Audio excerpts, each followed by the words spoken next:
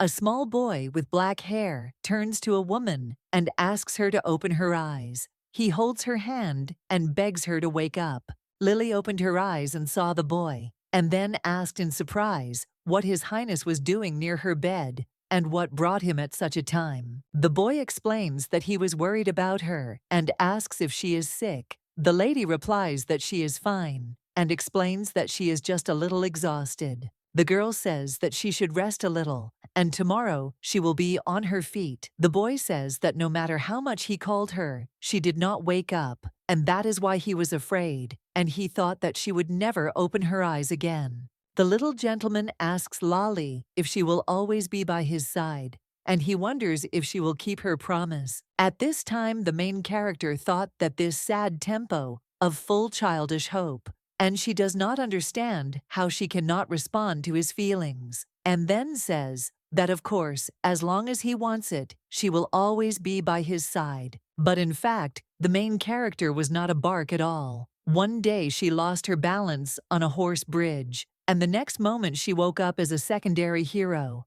The novel is the only dream that she read at the time. But the most regrettable thing, according to the plot, is that Lali had to die, the place where the events of the Empire of the Patrons of Fire Fodi unfold. The main character of the story is Tyr Rhaenario.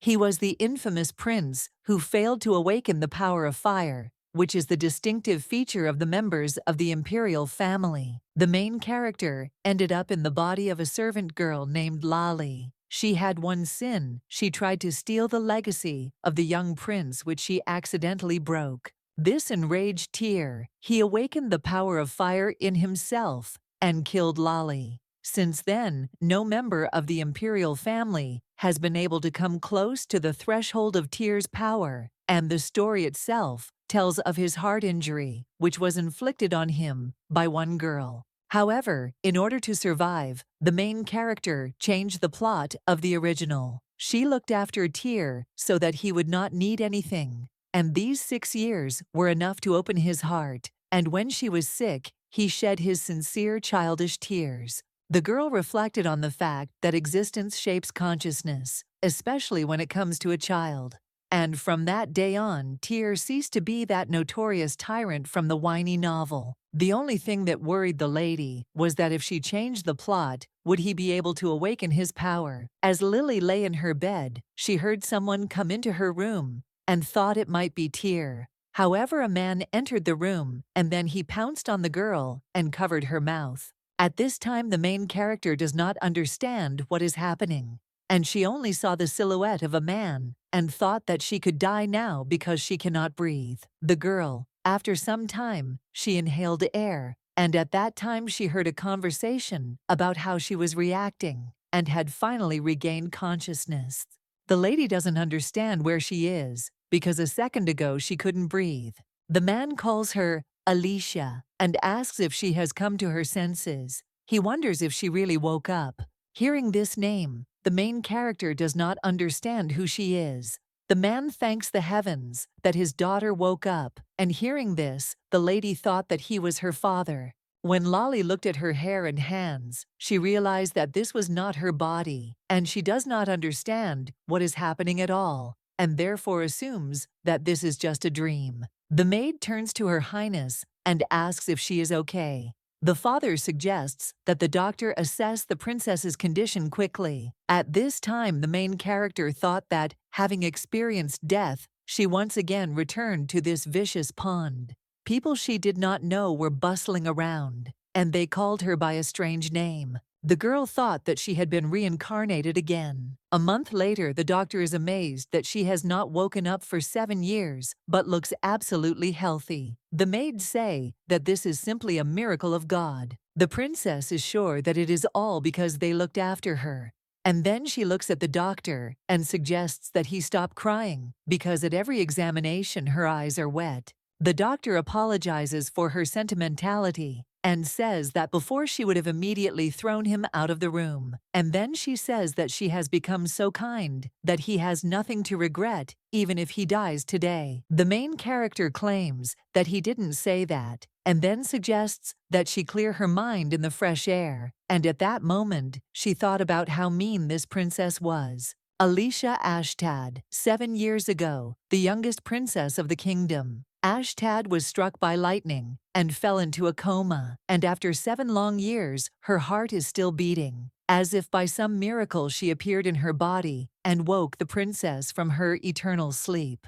But the worst thing is that exactly on this day, 7 years ago, Lali was supposed to die, and the girl does not understand why she woke up in this body after so much time. Tyr, who is now 20 years old, 3 years ago, staged a rebellion and began to sit on the bloody throne, and that innocent boy who held her hand at night and shuddered at every rustle. The lady wondered if he met the main character, like in the original story, and became the emperor. But she doesn't understand why someone needed to kill her, because she understands that she was the target, and the prince remained safe and sound. The main character thought that she had a headache because there were too many discrepancies, and her current life was very different from the original. The princess thought about what would happen if she completely severed her connection with Tyr, and she realizes that she was so afraid for her own life, and that is why she fawned over him so much. The girl remembers that when the prince was little, he asked her never to leave him, and so she thought that perhaps he met the main character and forgot the inconspicuous servant from his childhood, and she is sure that everything is fine with him now. The next day during lunch, the father turns to his daughter and says that she has been walking quite a lot lately and asks if she is having a hard time. The princess tells him not to worry and explains that she is trying not to overexert herself. The man says that simply because of her formal communication, a feeling of detachment appears, and he feels uncomfortable about it. The brother says that there is such a thing, and then he asks if she took etiquette lessons in her sleep, since he doesn't recognize her at all. The princess replies that she can't act like a child. The guy explains that he means that with them, she doesn't have to worry about such things, and so he thinks that maybe she's just more used to addressing them like that, and then asks where she picked that up. The prince says that, nevertheless, he likes it better, because before she would have preferred to talk to the wall than to give them a minute, and he is even surprised that they get along so well now. The father turns to Harrison and tells him not to push, and then says that no matter what she is still their Alicia, because he believes that the past and present do not exist. The young gentleman says that he didn't mean it that way, and the girl says that the main thing is that he likes her. Harry explains that he didn't mean it that way. The father says that he can't deny it, because Alicia is absolutely right. At this time, the main character thought that her brother was a little grumpy, but she liked his honesty. Harrison reports that they have recently decided to increase surveillance on the country's border, and His Majesty says that this is good, and then asks if there have been any unexpected precedents. The man explains that a couple of days ago, information was received about an unknown person, possibly related to the Empire of Phodia. The Emperor suggests not to lose vigilance, and in each case to report immediately. His Majesty says that if Emperor Photius gets something into his head, he will achieve it by any means necessary, and in the worst case, a bloody war could break out. The son asks why they do not consider the option of compromise, because he believes that entering into hostile relations with the Empire of Phodia is stupid and reckless. Father explains that they are unable to fulfill his conditions, and from what he has heard, he is interested in elves, and he does not know if these rumors can be trusted. The main character remembered that, in the original, Tyr's mother was an elf, and she does not understand why he is trying to find them. The gentleman claims that these rumors are true, and the Emperor asks to reveal the location of the elves. Harry screams and asks what nonsense this is, and how they know where to find them. The Emperor replies that this is the problem. Each country that could not satisfy the Emperor's request, one after another, disappeared from the face of the earth. Hearing this, the princess was surprised because she thought that it meant that Tyr might start a war with them. His Majesty says that last year the kingdoms of Tahel fell at his hands, and it appears that they are next in line. The son wonders if he really intends to invade their country. The father says that there are rumors that the Emperor of Fodi is looking for something, and probably elves. The kingdom Ashtad is surrounded by blue lakes and snow-capped mountains. Due to its northern location, it is extremely difficult for outsiders to reach it. And for the same reason, wars bypass this kingdom. This place has an unshakable connection with nature, and the members of the royal family from generation to generation awaken spiritual powers in themselves. The main character understands that this is why he is so sure that the Ashtat king knows something about elves, and no blood except royal has such a close connection with human nature. The girl ponders that the reason Tyr is so desperately looking for elves is because he might be following in his mother's footsteps. The main character does not understand why she moved from 1,000 countries to this one, and she only thought that her life was not in danger, and she wonders why she reincarnated twice in the same work. The lady remembers that she has searched through all the library books, but has not found any information about reincarnations, and so she thinks that she must meet some sage and bombard him with questions. However, the girl understands that, on the other hand, he can understand that she is not a real Alicia, and she does not understand where she was brought to. And at that time she felt someone's gaze, and looking at the bushes, she thought that there was someone there. Suddenly, an animal jumped out from behind the bushes and knocked the girl to the ground. At that moment, she thought that these were wolves. She needed to pretend to be dead. After a few minutes, the princess does not understand why it is so quiet. And then she saw that it is not a wolf, but a dog. But it is somehow large. Alicia touched the dog and saw black fur and yellow eyes, and said that it reminds her of someone. The main character remembers that when the prince was little, he saw a little puppy who hurt his paw, and when she looked at the boy, she thought that she had not seen such enthusiasm in Tyr's eyes for a long time. The girl turns to His Highness and asks if they can take him away. Then she says that she will look after him. The young gentleman agrees to take the puppy. A few days later, Lolly says that she thought that when his wound healed, he would leave them. However, she understands that he is not going to leave them. The girl suggests giving this puppy the name Rudd, which meant famous wolf. The boy calls the puppy Rudd and then claims that the name suits him. At this time, the main character looked at the big dog and thought that 7 years is a huge period, and she can't even believe that Rudd was as obedient as he was. But when he heard the howl, she still thought that he was a wolf. Alicia doesn't understand why he is so obedient with her, and in this, he is like a Rudd. Hearing this name, the dog pounced on the girl and began to hug her affectionately. Suddenly, the princess heard a question about what he was doing, and she saw a guy with black hair and scarlet eyes, and she wondered who he was. The girl turns to the wolf cub and suggests that he be quieter because they have guests, and at that moment, she thought that outsiders are not allowed here, and she does not understand how he got in. The lady turns to the guy and asks who he is. And at that moment, she looked at the dog and does not understand why he calmed down. Alicia doesn't understand what happened to the atmosphere in the last minute. The guy looked at the girl and said that he thought that this dog was going to kill her, and therefore he thinks that this is not like him at all. The stranger offers the animal to come to him.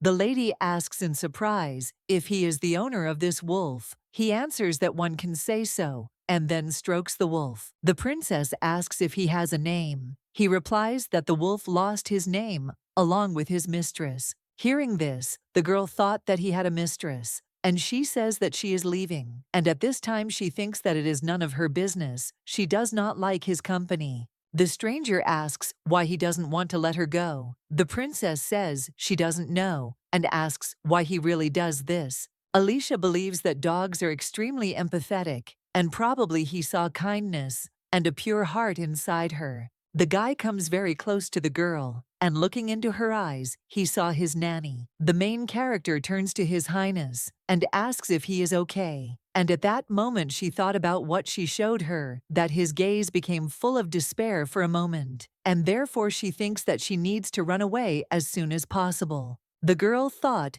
that he did not seem like a welcoming person, and at this time she did not understand why her body did not obey. When the man left, the girl thought about what brought her here, and she doesn't understand who he is at all, and that deadly look coming from his red glass eyes, and she became so scared that she didn't even ask his name. The main character ponders that she should leave before they run into him again. However, she realizes that their meeting today was not their last. At night, when the main character was sleeping, she dreamed of a little boy who asked why Lali left and did not keep her promise, and he wondered why she left him. The girl in the dream replies that he is wrong, since she did not leave him at all. Suddenly, she saw Harry in her room. He screamed and told her to wake up quickly, and that they didn't have time. Then he suggested that she throw a robe on her and follow him. The princess asks where they are going. The brother replies that they are going to the audience hall. The lady asks why and what happened.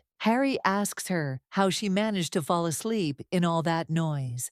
Then he tells her that they are already expected, and there is a secret passage. Hearing this, the main character thought that if they had to use it, it would mean a war had begun. When they arrived, the father invited the princess to come to him. The lady wondered what was going on. His Majesty explains that as they had expected, Emperor Photius is on his way to them. The father turns to his daughter and says that she has not yet awakened her spiritual powers, and therefore suggests that she take her hearing and run away. The princess asks in surprise what will happen to him and the others. However, her father suggests that she leave quickly. Suddenly, the main character saw the man she met in the forest yesterday. Phodija screams and tells them to stop, and if anyone moves, he will burn this palace to the ground. At this time, the maid desperately took a step back and saw a very large flame of fire near her. The emperor, crying out, suggests that everyone should move away, and then he turns to Emperor Photius and asks what he is doing. The young master replies that he even burned his palace and asks if they think he won't burn them. The princess turns to her brother and asks if he is Tyr Rainario. He replies that this gentleman is the Emperor of Phodi. Hearing this, the main character does not understand how this happened, and then remembers that Tyr's eyes were gray. Alicia realized that if they were red now, then Tyr had awakened his firepower without Lali's influence, and then she saw that intense gaze and thought that he really did look like Tyr, and his lower lip had always been plump. The emperor turns to the Tyr and says that even if he came here in person, he still won't get anything from them. At this time, the lady saw the spiritual power of the king of Ashtada, and it is incredible, and this color surprised the girl. Emperor Phodija replies that he finds it funny to hear. At this time, the main character felt that their eyes had just crossed, and he says that he has changed his mind and has another proposal. Tyr offers to give him the princess. Brother Fidel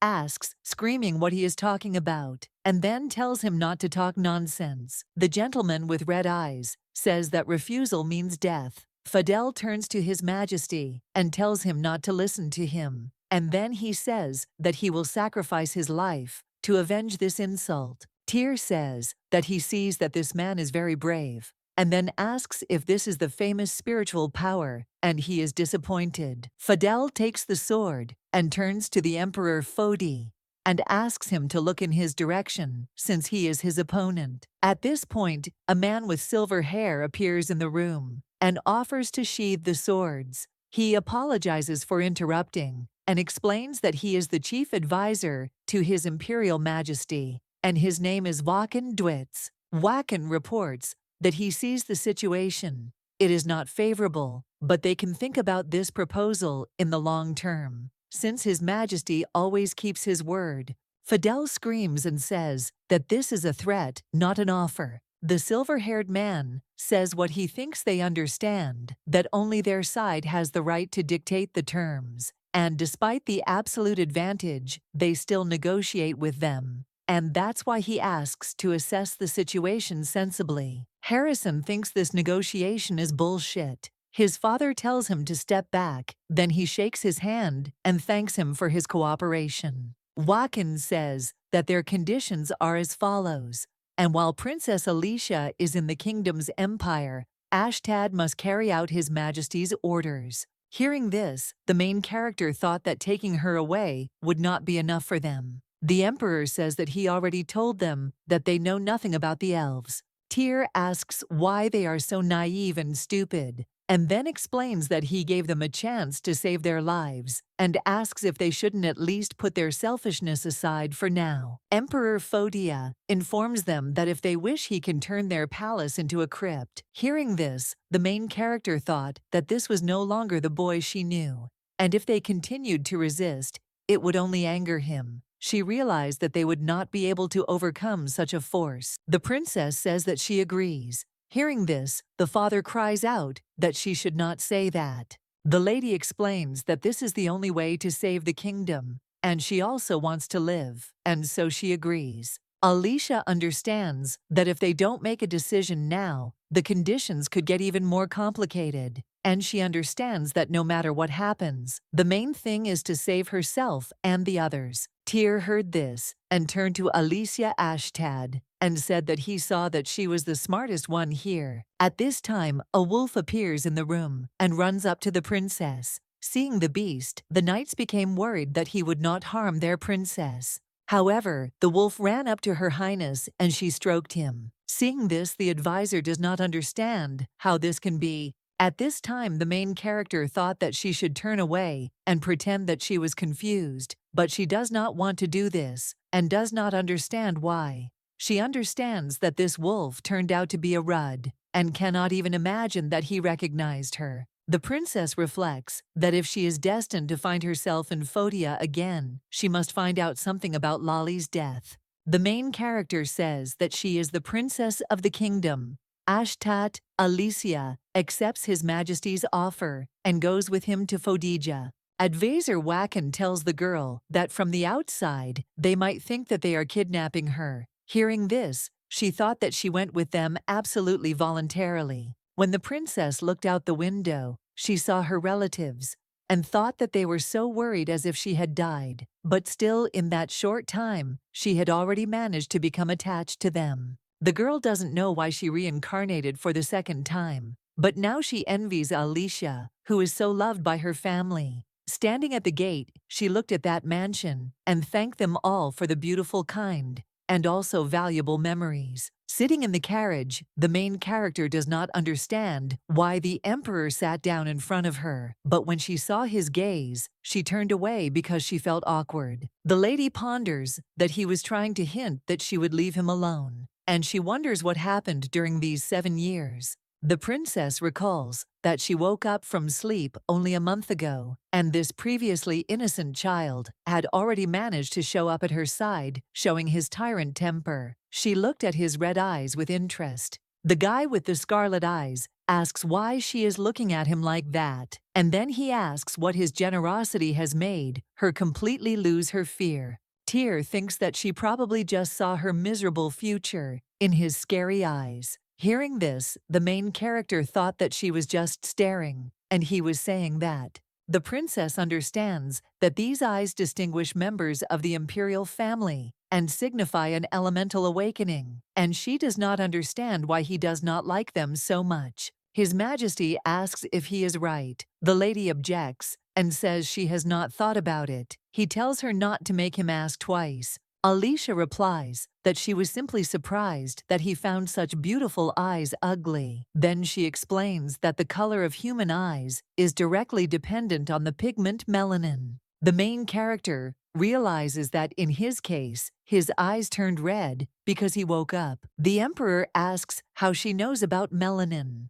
but the girl remembered that they still don't know about melanin. The princess explains that she doesn't even remember where she found out about it, and then suggests that she probably read it somewhere. The servant informs His Majesty that they have already arrived at the magic portal. The main character saw the color, soft purple, Can they enter now? And at that time, she thought that she wanted to get out of this carriage as soon as possible, because she would suffocate. Sitting in the carriage, the emperor remembers his maid, who once suggested that he look at the flowers that had blossomed, and he does not understand why, in Alice Ashtad, he sees her. The servant turns to His Majesty and informs him that the magic portal will soon close, and therefore suggests that he hurry. Tyr reports that they are already on their way, and with the help of magical portals, they found themselves in the Fodi Empire in one day. Alicia doesn't know if it's magic, but she was sick for 3 days upon arrival. She stayed in the Eastern Palace, near the Emperor's Palace,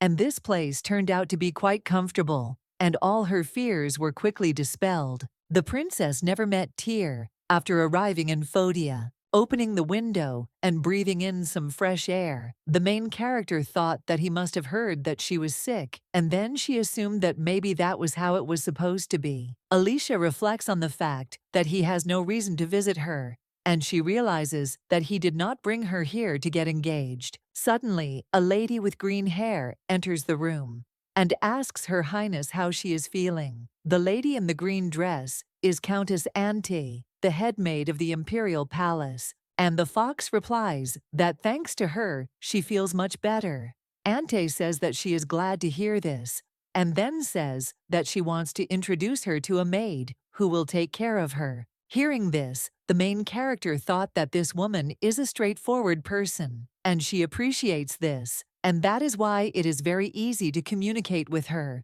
The Countess offers Mary to say hello. The girl with red hair says that her name is Maria, and it is an honor for her to serve her mistress. The princess thought that she had a personal maid, and she needed to make friends with her in order to adapt to the new place faster. The main character reflects on the fact that they assigned her to her out of the kindness of their hearts, and then turns to the maid and says that she is counting on her. And at that moment, she thought about the fact that they moved her so that she could watch her. Mary turns to Her Highness and says that she is not obliged to communicate with her formally. The Countess says that it is quite sunny today, and then asks that if she wants, they will prepare everything for the walk. The princess thought that the Countess interrupted the maid by accident, and therefore believes that she is hinting that they should not get closer, and it is also assumed that this is a common prejudice or an order from the Tyr. The girl asks in surprise if she can really go for a walk, and she doesn't want to walk around the palace with some kind of intent looks. Countess Ante explains that it is not against the rules to walk around the palace grounds. However, Mary must accompany her. Then she says that she must not go towards the villa under any circumstances. The Countess says that she won't like the atmosphere there, and foreigners can easily get lost. The princess says that she will take note of this, and then says that it is high time for her to get some fresh air. The Countess turns to Mary's maid and tells her to help Her Highness. The maid quickly went to the dressing room and chose a beautiful dress. She explains that Her Highness took almost nothing with her, and so she was ordered to prepare several outfits. Mary says that the designer will not arrive until tomorrow, and so the dresses will be ready in a few days. At this time, the main character became interested in why the Countess mentioned the villa, because she understands that not everyone can get there anyway, and the road to it is not just confusing, and this place is called a forest labyrinth.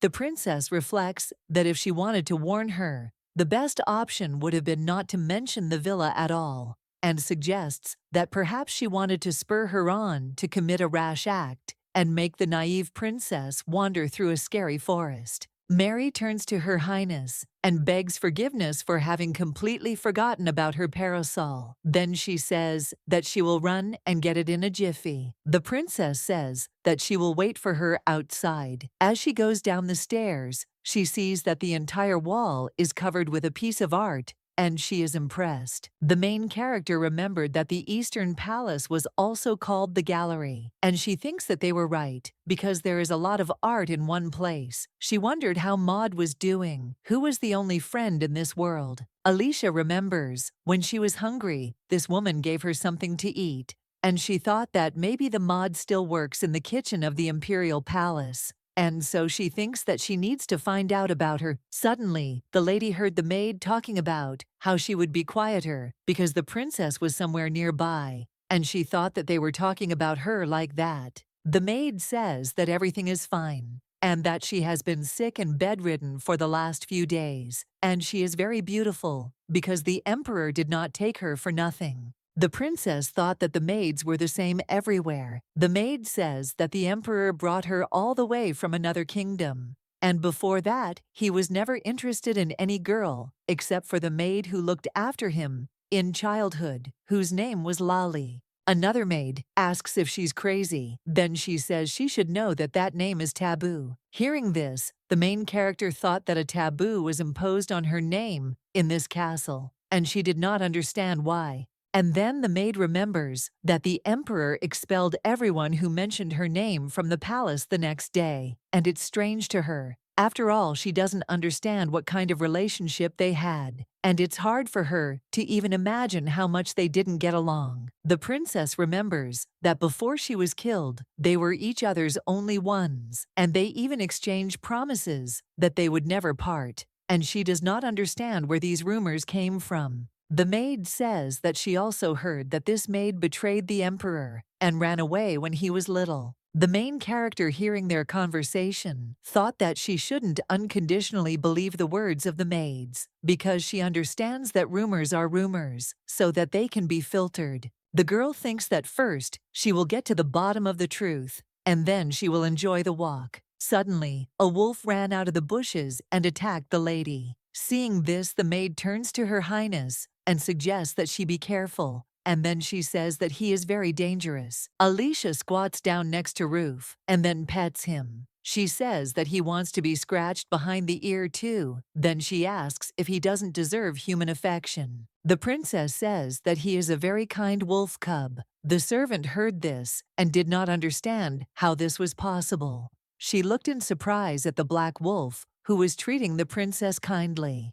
At this time, the main character is almost sure that he recognized her, and she believes that he came running to her as a personal anti-stress, which calms her down after the false rumors. A young gentleman comes up to them and says that he sees that the wolf is overjoyed. Seeing the emperor, the princess greeted His Majesty the son of this vast empire. Tyr says that she seems quite carefree, then asks if she is comfortable here. The princess replies that thanks to him she quickly regained her strength. The emperor says that's good, because he was beginning to think he'd have to send her home in a box, and he wouldn't want the guarantee of their agreement to lose its value so quickly. The young gentleman turns to their princess and suggests that she take care of her health and not create problems. She tells him to let her take her leave, and at that moment, she thought that she would never get used to this harmful arrogance, and she would like her little affectionate Tyr to return. At this time, Roof comes to the princess and touches her, as if hugging her. She thought that he was a cutie, and she only had him left her son. Roof licked the lady, and she told him to stop because it tickled. Mary looks at the princess in surprise and then asks if Her Highness is okay. The lady turns away from the wolf and thinks that she is about to fall from his caresses. And then she makes a gesture with her finger and says, "Dish." The emperor at this time noticed what Alicia had done and then asked in surprise how she knew this gesture. The lady explains that she always said "Beedish" when puppies started licking her as a child. However, the gentleman asks in surprise what happened to her hands and what it was. The main character asks if he means a slingshot. He doesn't understand why she asks him this. The princess objects and says it's a slingshot. Then she looks the wolf cub in the eye and asks how he knew that. The lady says Rudd is a genius. Tyr says he should ask her how she knows the name. Alicia replies that she was passing by and overheard it. He asks from whom. The lady replies that she doesn't know these people and that she met them for the first time. The young gentleman asks why she makes him angry every time they meet. Then he says that it is surprising to him since he has heard that she has not been well in recent days, and then wonders how she manages to do it all. Tyr reports that he initially thought he could trust her, but not anymore. She also wondered why he was reacting this way. The main character remembers that the maid said that the master does not like when someone reminds her of her, and she wondered if he really thinks that she betrayed him, ruthlessly abandoned him, and ran away. At this moment, Alicia just wants to shout after him that she didn't leave him at all. Suddenly, the wolf looked at the master and then barked at him and showed his teeth. Tyr asks if he is slowly going crazy and then looks at them in surprise and wonders if maybe he is going crazy. The main character reflects on the fact that it is hard to imagine now, but before she and Tyr would have picnics in the shade and eat all sorts of delicious things. Alicia remembers that she brought a tray with the prince's food and suggests that he eat because he needs it now much more to grow big and healthy. The maid turns to His Highness and asks for forgiveness for looking after him so negligently. The little boy doesn't understand why she apologizes and asks about it, because he understands that she got all this with great difficulty. The prince says that even if he eats little and grows not very big, the main thing is that she is always nearby. Hearing this, the main character was surprised and then asks His Highness that he used to be very honest, and she does not understand when he managed to become so kind, and she thinks that he has matured. Tyr says that there is not that big of an age difference between them. The main character remembers his smile, which was so warm like a ray of spring sunshine. At this time, sitting under the tree, Alicia does not understand when Tyr managed to become such a villain, and therefore she thinks that she is very sorry that he remembers her like this. The princess hugs the wolf and says that they often rested with Tyr after a walk, and it seems to her that it was just yesterday. Suddenly, a man comes up to them and says that he is not alone here. The main character asks who he is. Pari replies that he is Oscar Verlick, vice captain of the Imperial Knights, and therefore Her Highness can simply call him Oscar. Hearing this, the princess thought that he already knew who she was, and she couldn't believe that the vice captain was standing in front of her. Oscar asks if he can rest here too. Then he assures them that he won't disturb them. The lady replies that he can do as he wants, and at that moment she thought that he had actually already interfered with her. The vice captain says that it turns out the rumors were true, that she had become so close to this wolf. The princess says that he must have taken a fancy to her. Oscar says that he is not so affectionate even with His Majesty, and one would think that she re-educated him. When the captain heard his name, Togo, he said that he came here for it. Wacken says that since he has time to rest, he would be perfect for this task. Oscar asks what he is talking about, and then claims that he is a very busy man. The Emperor's advisor explains that this is an order from His Majesty, and he will be Princess Ashtad's personal guard. Sitting behind a tree, the main character thought that they were talking about her again. Oscar replies that he doesn't want to, and explains that he has never done anything like this before. Waken reports that he has seen him fight valiantly on the front lines many times. The captain says that since he knows he does not understand why he asks him to do this, the Emperor's advisor replies that it is probably because he has not yet found a warrior with vast experience and exceptional talents suitable for this job. At this time, the main character smiled and thought that it was unlikely to work. The captain agrees and says that he is right. The princess thought that he was taken in. Wacken probably doesn't suit him that well then, but the guy objects and says it suits him perfectly. The Emperor's advisor says that he is most likely not suitable for her, and therefore he will look for another candidate. Oscar tells him not to bother, and then he tells him that he is standing before the elite of all elites. Wacken says that he is so touched by his speeches, and perhaps he can still trust him with this hard, difficult work. And then he says that from tomorrow, his workplace will be located in the Eastern Palace. Hearing this, the captain does not understand why his nose hurts, as if someone is moving it. The princess reflects on the fact that he circled his finger 10 out of 10. Oscar angrily asks if he wants to die right on this grass. Wacken replies that he has a very busy schedule today and when he wants to die, he will definitely come to him. Alicia ponders that if Tyr sent him, it was probably to follow her. The captain turns to the Wakan and says that they will meet again. He replies that he is always glad to see them. The princess reflects on how they are behaving like children. After some time, the advisor came to the emperor. His Majesty says that he already thought that he would not return from Oscar, but it turns out that he is still alive. Wakan explains that he was only gone 30 minutes, and then asks why he buried him already, and then asks if the princess will accompany him on his journey to the underworld. A man with blonde hair turns to His Majesty and asks if he is angry, and then explains that he met with her on his orders. The emperor claims that he only ordered him to appoint Oscar as her personal guard. The man explains that he was next to the princess Tyr.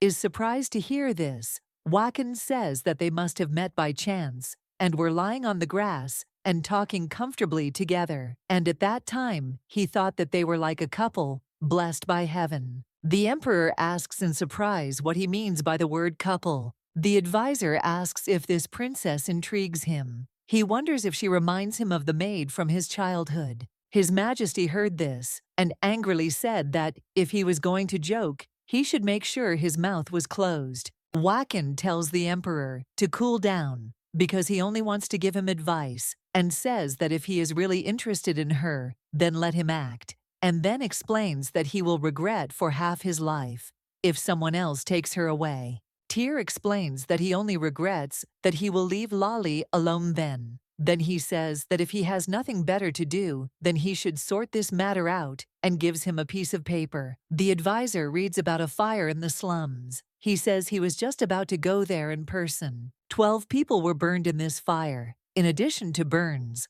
many were found to have serious injuries, and this is a very controversial case. The emperor explains that this is why he needs to find out what really happened. Wakan agrees and says that they will slowly find the trail. And then he says that Duke Jouvert insists that he choose an empress for himself as soon as possible. And he says that all these fires are due to her absence. And as soon as a worthy woman restores order to his heart, then the empire will have peaceful times. The emperor says that he will see through his true motives, and then asks if there is anything else of interest. The advisor asks in surprise if he wants to hear some report from him, and then says that he understood because His Majesty asks about the princess and asks if he shut his mouth. Tyr, you tell him to speak and then show him your sword. Wakan says he understands and then tells him to put his sword down. And the man with silver hair explains that he recently said that near the kingdom Ashtad, a slight distortion of magical power is felt. This distortion was weak and scattered.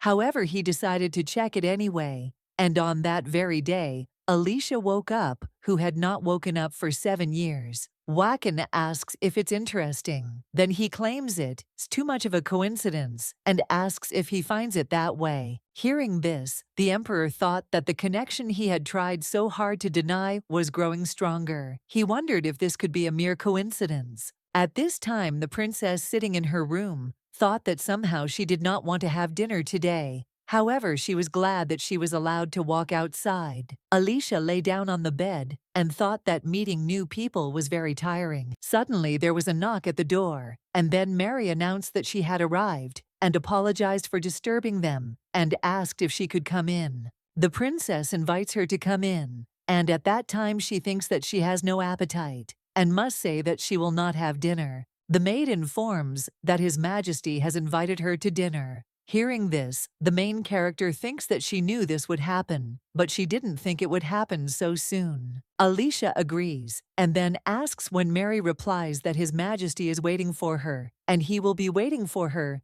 at the main palace in 30 minutes. The girl thought that 30 minutes was very little time for Togo to get ready. The maid said that she understood that there was very little time, and so she would help her get ready. In such a short time, the princess looked stunning, and when she arrived, she said that she was extremely grateful that His Majesty invited her to dinner. Tyr says that he sees that she was in no particular hurry. Hearing this, the princess thinks that she should have warned her in advance, and then says that 30 minutes is not enough for the girls. The emperor suggests that the lady sit down, and at that moment, she thought that she doesn't want to eat at all, but she will force you, and she doesn't even believe that this man in front of her is that kind carefree prince from her memories. The main character thought that only 7 years had passed, and she did not understand when he had managed to grow so much.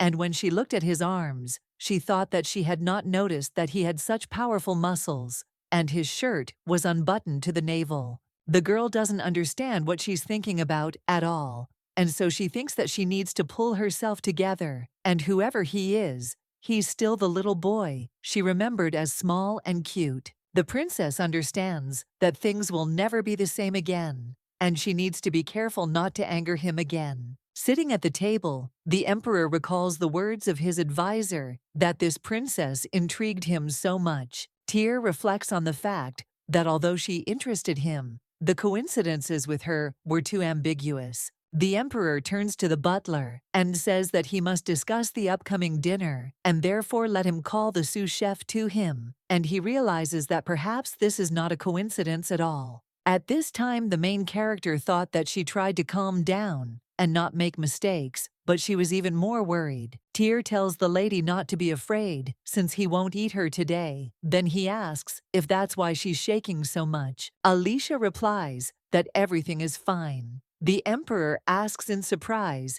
if she is afraid of him. The girl replies that she is not afraid. Tyr says that he has long noticed that she is completely unaware of fear. Hearing this, the main character thought that she was so worried that she didn't even understand what she was talking about. And if Tyr were a princess, he would keep the entire high society in fear with his menacing face. When the princess looked at the emperor, she did not understand why he so openly avoided her gaze, and she does not understand why he then invited her to dinner. The waiter informs her that this is a special salad that the sous chef prepared for her, and therefore he hopes that she will like it. The main character looked at the cucumber salad and remembered that she couldn't stand them in her past life. The lady understands that the sous chef tried, and therefore she cannot eat the cucumbers. The emperor asks her if she likes cucumbers. Hearing this, the main character realized that he was watching her, and she remembers that a second ago he was hiding his eyes, and now he is drilling her with his gaze. Alicia replies that she doesn't like them, to put it mildly, and then she explains that she's starting to feel sick of them. She looks at the emperor and thinks about his heavy gaze, which says that he's a tyrant. Tyr advises that the kitchen should be informed of her preferences, and then suggests bringing in a sous chef. Hearing this, the lady thought that she was confused because she knew that she ate everything except cucumbers, and she did not understand where this concern had come from. The princess thought that the emperor was clearly up to something. The cook approached the lady and said that he welcomed Her Majesty, and then asked what she would like. Alicia was surprised because the cook is a woman, and she is her old friend, whom she missed unbearably. The lady understands that despite the obvious changes, she did not recognize her at once, and it could not be otherwise, and Alicia did not think that they would meet so soon. And as soon as she saw her, her soul became lighter. She became interested in how she chewed all these 7 years. Tyr turns to the princess and asks if she believes in coincidences. Then he says that any coincidences he's encountered before were just staged by other people, and he wonders if there's really room for real coincidences in her life. The emperor says that from now on, they will dine together. The main character heard this, was surprised, and then said that he was a very busy man. Tyr offers the lady to move closer to him, and then he turns to the manager and asks to prepare the princess's chambers on the same floor as his room. Hearing this, the main character was surprised because she thought that it was not enough for them to eat together, and now they will live together, and she does not understand why events are unfolding so quickly. She wonders why he suddenly became interested in her. The butler informs His Highness that the room will be prepared for the following day, and at this time the lady wondered whether there really was a place for a real coincidence in her life. Alicia doesn't understand why he changed so suddenly and why he started speaking in riddles. The surprised maid asks her if Your Highness is okay, since she was worried that her mistress was always so thoughtful. The princess remembered that Mary had not yet left, and she had not even noticed her presence. And then she replies that everything is fine and suggests that she go. Mary turns to Her Highness and apologizes for bothering her with this conversation, but she must tell her about His Majesty's childhood, and then asks if she could listen to her because she has something important to tell. The maid explains that they are forbidden to mention this topic, but she must know about it. The princess says she is only too glad to listen, and then asks if she is not taking a risk. The girl replies that she will hope for the princess's favor. The main character looked at the maid and saw that she was shaking with excitement, and then she thanks her for deciding to do this and convinces her that they will keep this conversation a secret. The lady invites the maid to sit down, as she believes that this conversation is important. And at that moment, the lady thought that she did not know why she had considered it necessary to tell her about it, but she understood that thanks to the maid, she could find out what had happened here in her absence. Mary reports that no one knows when it began, and that during the event, His Majesty was kept an eye on by one servant. Hearing this, the princess thought that she had immediately turned the conversation in this direction and did not understand why. The maid says that His Majesty spent his childhood in the villa, in complete solitude, and that maid was the only one with whom he could share warm feelings. However, after one accident, the prince became completely fixated on her. The main character understands that she died then, and she wonders what happened. Mary says that after His Majesty awakened from the powerful force of fire, some aristocrats wanted to get closer to him, using his unhealthy attachment. He hated the aristocrats for this reckless attempt. The princess asks what they did. The maid replies that His Majesty had awakened an unimaginable power hitherto unknown even to the imperial family, and had personally ascended the throne. He did not tolerate mistakes and had enormous power concentrated in his hands, trying to grab the string to pull the new baked emperor in the aristocrat's head. Came the manual decision. They began to look for similar girls and send them to serve the emperor in the palace. The gentleman naively thought that nothing bad would happen, and they believed that this would soften the emperor's heart. Mary says that it didn't work, and all those involved were killed. Hearing this, the main character doesn't understand what they were hoping for. After this incident, rumors spread that the relationship between His Majesty and that servant was terrible. Subsequently, such incidents did not occur. The maid says that she knows that she is crossing the border, but she is worried that His Majesty will take out his anger on the princess. Well, like it was with those aristocrats. Alicia tells the maid that she thinks she shouldn't worry, since she didn't come to this palace of her own free will. The princess asks if she is worried about Togo getting close to Rude. The maid answers that no one has ever dared to stroke him before, and now besides His Majesty, there is another person whom he obeys. And she says that unfortunately, or not, she mentioned his name. Mary says that anyone who knew his name was a thorn in His Majesty's side, which he quickly got rid of. At this time, the main character thought that if this is true, then now she understands why her maid is so worried. And she didn't even know Ruta was ironing. Lolly was pretending to be. And she imagines how Tyr looked at this from the side. Alicia asks if that's why he's so mad about her. Mary replies that she doesn't know what His Majesty is thinking, but she feels like she's an exception to him. Hearing this, the main character thought about what it means he is not going to kill her. However, she is very worried, but she is sure that for him, she is an exceptional case, and she believes that otherwise he would have dealt with her long ago. The princess wonders if this is really true, and she wonders if he just wants to make sure of something, or use her to put pressure on the kingdom. The next morning, the maid asks Her Highness how she slept. Then she says that it has been raining outside since the morning. The lady asks if they will go for a walk today. Mary turns to the lady and says that yesterday she allowed herself liberty and therefore asks for forgiveness if she caused her trouble. The princess tells her not to apologize. Then she explains that she was just thinking about the rain. The maid asks the mistress if they can go to the library of the main palace,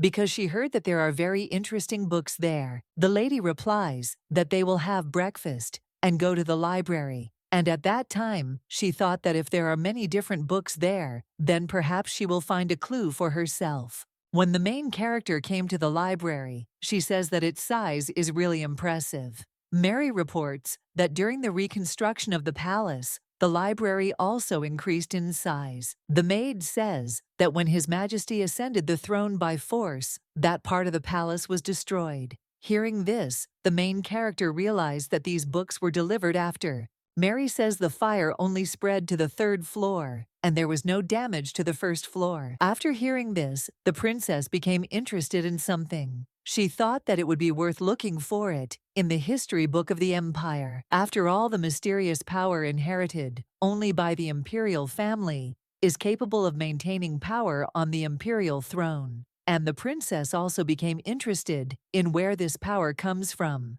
and whether it has an end. Alicia started reading about it, but suddenly she saw a man and thought that she hadn't even felt his presence, and she wondered how long he had been standing there. The man apologizes for scaring her and then explains that he didn't mean to. The guy says that his name is Idan Ryat. Hearing this name, the main character thought that it was very familiar, and she could not remember it. The princess says that her name is Alicia, and she comes from the kingdom of Ashtad. The guy says that it is a great honor for him to meet her Princess Alicia. She replies that it is an honor for her, too. And at that moment she thought that they were communicating too formally, and then she says that she is glad to meet the knight. The lady tells us that these are habits that she has retained from her childhood, and she cannot adapt to a new life. Eden replies that he has not been knighted, and therefore suggests that they address him by his first name. Eden says that he noticed a book in the princess's hands,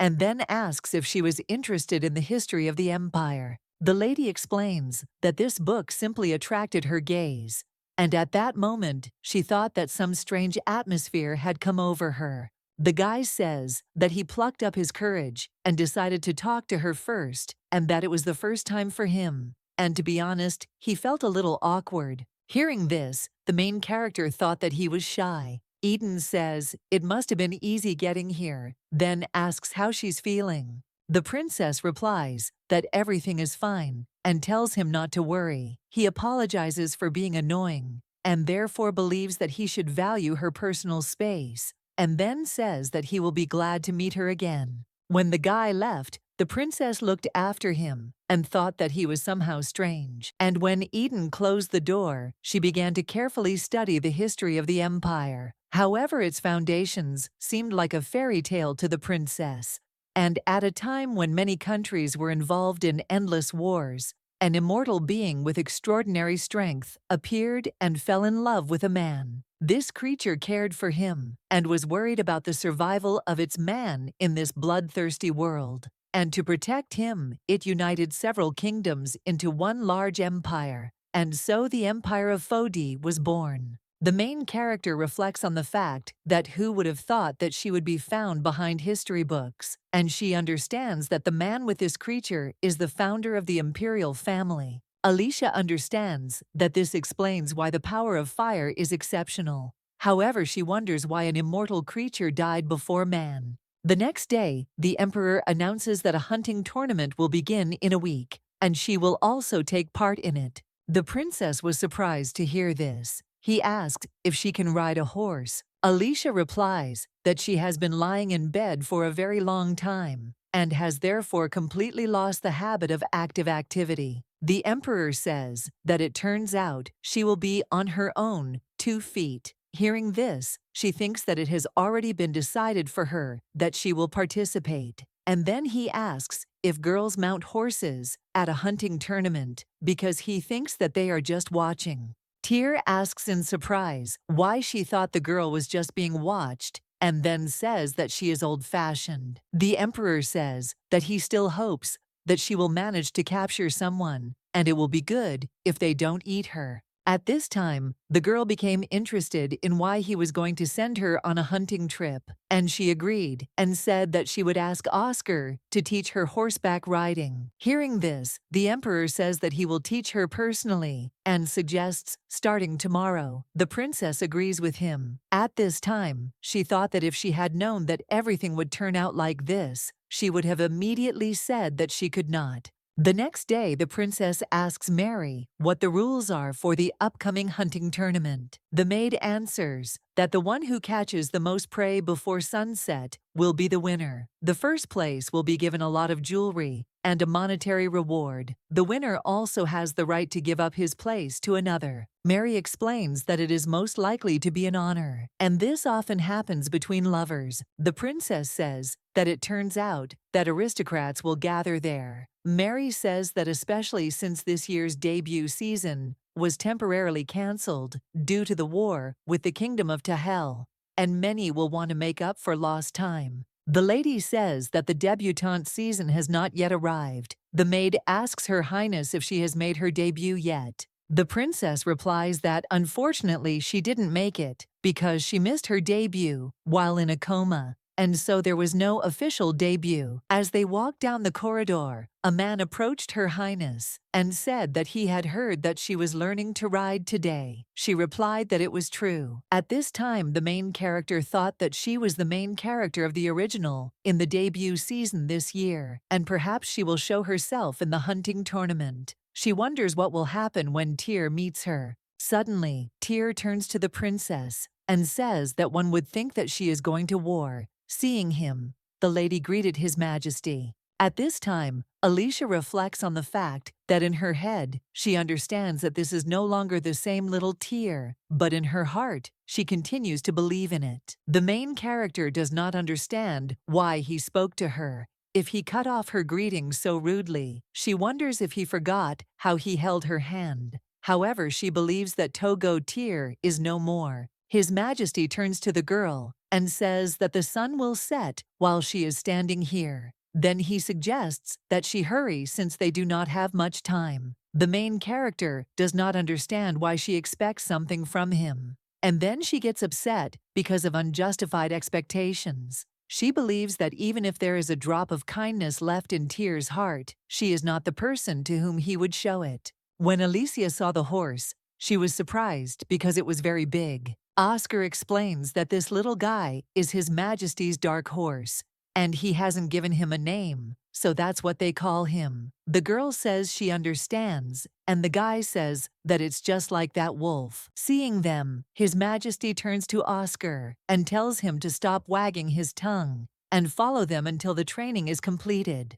Hearing this, the main character does not understand where he gets so much anger from, and therefore, she thinks that poor Oscar and he should not have opened his mouth. Tyr turns to the princess and invites her to come and mount the horse. The girl asks in surprise, why so soon? He asks if she wants to. At this time, the main character thought about what kind of contemptuous look he has, and then she says to look how big he is. His Majesty took the girl by the waist and then lifted her onto the horse. At this time, she thought about how he lifted her so easily and why Tyr was so strong. And when she sat on the horse, the emperor sat with her. She wondered if they would be together all this time. Tyr suggests that the lady should cross her leg to the other side, and then asks her if anything bothers her. He suggests that the princess hold on tightly so as not to fall. The main character recalls that she and Tyr always wanted to saddle up horses and ride away. And although she imagined something different, it can be said that they realized their long-time dream.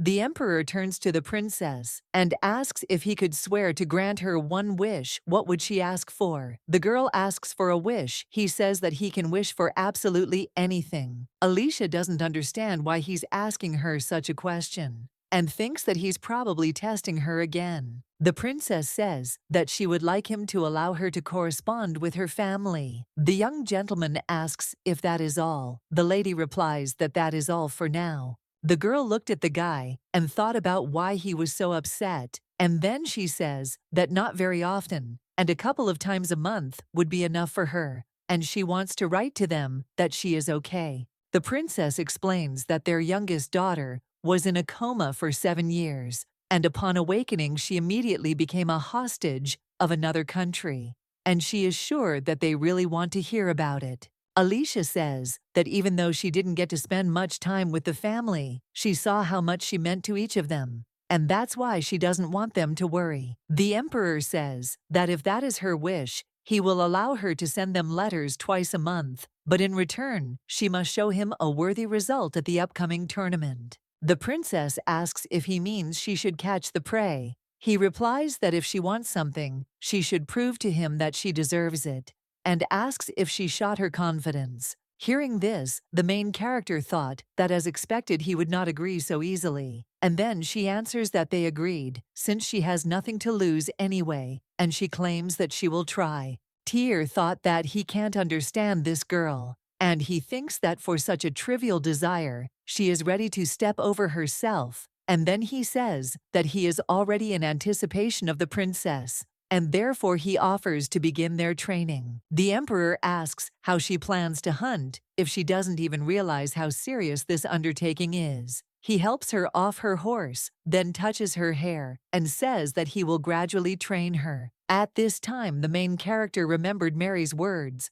about her being an exception to him, and his contradictory attitude. The woman turns to the princess's maid and tells her to tell her about her. She also wants to know how she is doing. Mary replies that it is the same as always, and she is learning to ride with His Majesty and dines with him. The maid reports that she shows no interest in him. Suddenly, the lady grabs the maid by the hair and asks what her function is and what it is. She wonders if she serves as furniture, and she wonders if she has forgotten why she is assigned to her. The lady screams and says that the princess must disappear from His Majesty's sight. Mary replies that she will try, but the princess is too good.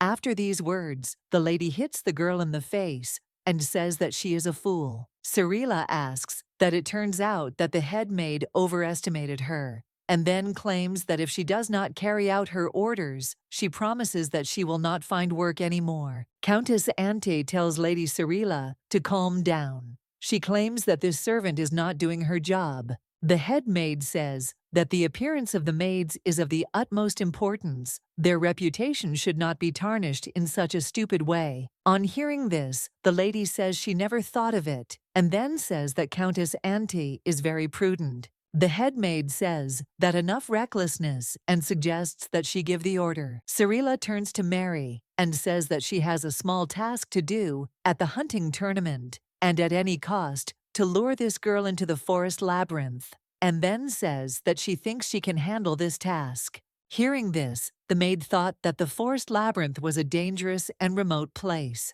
The lady took the whip and said that now they will move on to punishment. When the maid saw, she asked that it just not be hers. Cirilla orders one to lift her skirt, and then she begins to be a servant. The next morning, while in the forest, Alicia says that they were lucky that the weather on the day of the tournament was so favorable. Mary was putting on her mistress's boots and said that she had finished. The mistress thanked her, but noticed that the maid was acting differently and asking if she was hurt. The lady says that she thought she was limping and pale today. The maid explains that she just twisted her ankle. Alicia says that Oscar will accompany her further and therefore send her to the doctor. Hearing this, the maid says that everything is fine and she should not do this. At this time, the main character thought that the maid was acting very strangely today, and she understands that caution is her strong point. But Mary seemed to be scared of something today. The princess turns to the maid and says that she is counting on her.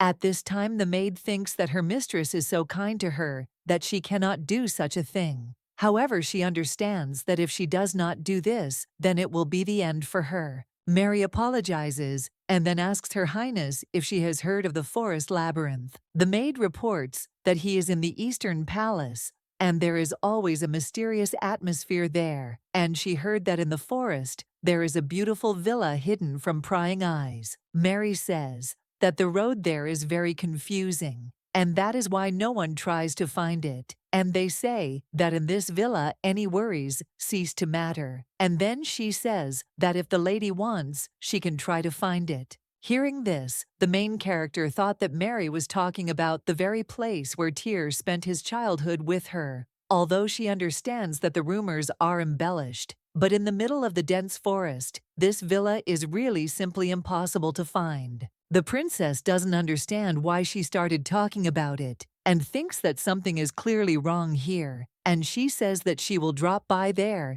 if she has time. Alicia remembers that she spent several years there, and therefore believes that she can safely pass the danger, and then she turns to Mary and thanks her for telling her. The main character looked at the maid and thought that she was trembling like the last autumn leaf, and thought that there must be a reason for this. After these words, Mary thought that she had done something wrong, and that it could harm her beautiful mistress, and then she turns to Her Highness and says what really happened.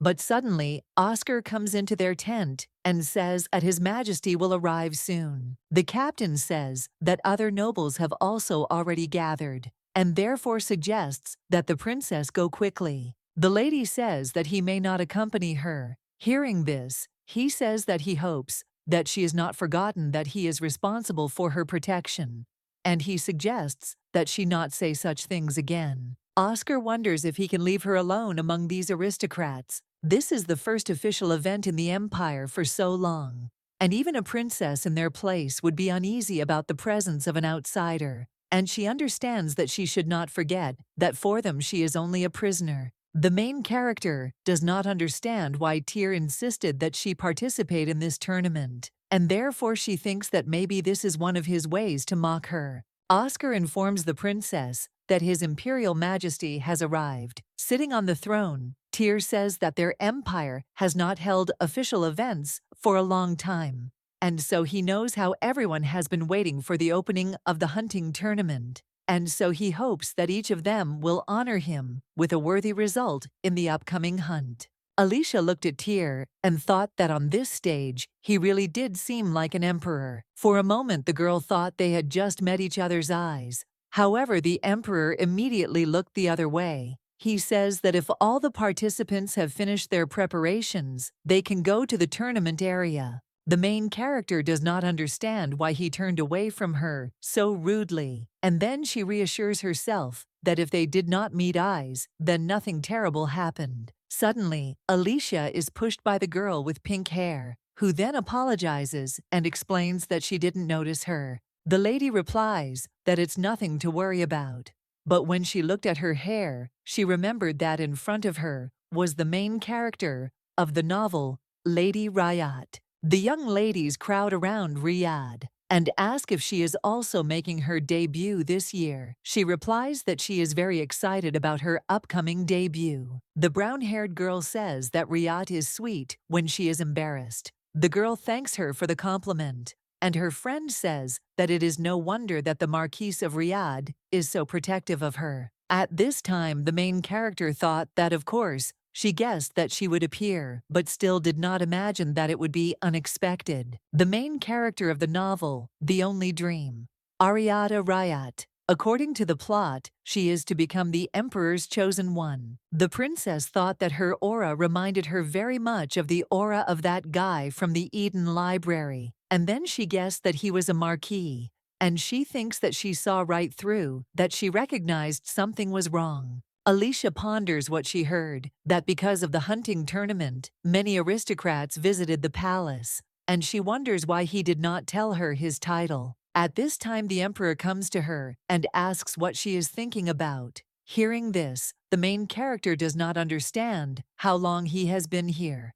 He says that she is in the clouds, as usual. The princess replies that she was simply thinking about tactics for the upcoming hunt, and says that perhaps she will go. Suddenly, the emperor blocks her way with his hand and tells her to stop, and then asks where she is going. At this time, the lady does not understand why he got so carried away, and she does not like it, and she also wonders why he is doing this to her. She asks His Majesty what is wrong. The emperor says that she was going hunting and did not even take her sword with her, and besides, he did not have time to give her permission to use a hunting bow. At this time, the main character remembered that she often caught animals when they ran out of food, and then she tells His Majesty that she will think of something. Tyr says she doesn't have a plan and asks how she's going to show him a decent result. The emperor gives her a small light sword and says he hopes she will be comfortable with it. He then suggests that she be careful not to cut herself. The lady says she is not that clumsy, and then they heard the sound of Surma, and he says it has begun. The princess says that she will go now and thanks him for the sword. He turns to her and says that if she feels unwell, then she should immediately return back. And he also tells her to avoid injuries and not to cause him trouble. Every time they dined together, Tyr was silent on the sly, watching her, and when their eyes met, he abruptly turned away, and the main character does not understand whether this is his interest or precaution, and so she cannot figure it out. Oscar asks Her Highness if she can mount a horse herself. The lady replies that she can. Then she says that she will demonstrate her riding skills, which she learned from His Majesty. Suddenly, the main character heard her maid calling her, and a few minutes later, Mary appeared in front of her, who asked her mistress to wait for her. The lady asks the maid in surprise why she came here.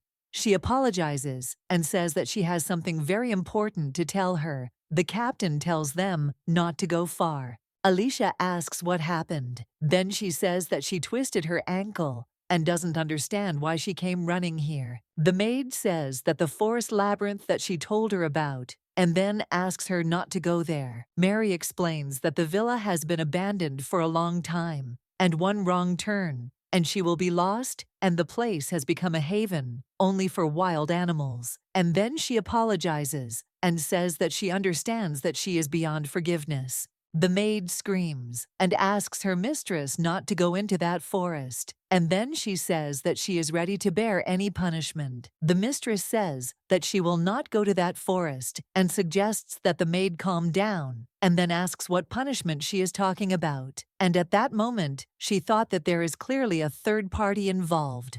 The princess ponders that someone has been inciting her to harm. Her Mary tells her that as soon as the tournament is over, she will tell her everything. The main character thought that she nevertheless repented and confessed, and then she suggests Mary to leave and says that they will see each other soon. Oscar says that the maid was in a hurry and asks what happened. The princess replies that nothing special and suggests leaving, and at that moment she thought that she should find out who was behind this.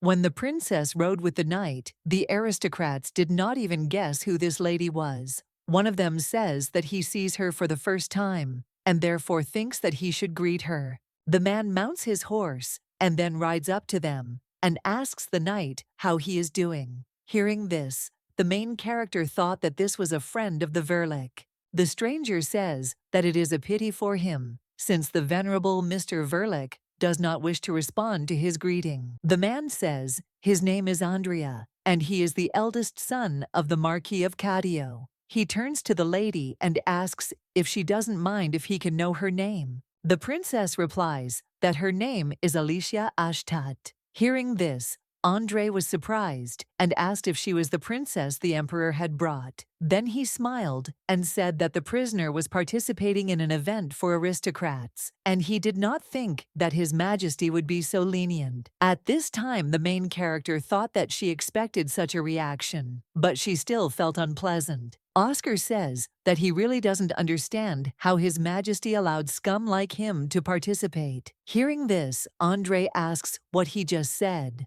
Verlick replies that he heard him absolutely correctly and thinks that he should be noble for such leniency. The princess thought that they were not friends. Andre, crying out, asks if he thinks he can do anything because he is under His Majesty's wing. Then he suggests not to cross the line because his family won't be able to protect him every time. Oscar pulled out his sword and screamed, asking how dare he say such a thing. Suddenly, the emperor rode up to them and told them to stop. Then he asked what was going on. He said that instead of hunting, they decided to have a chat. Seeing His Majesty, the main character thought that he had arrived on time, and she does not understand why he is always so punctual, and as if he is being observed from the side. Tyr saw a stranger in the forest, holding a bow in his hands, He turns to the princess and suggests that she go to him. The girl does not understand why there is such a hurry. He screams and tells her to go faster.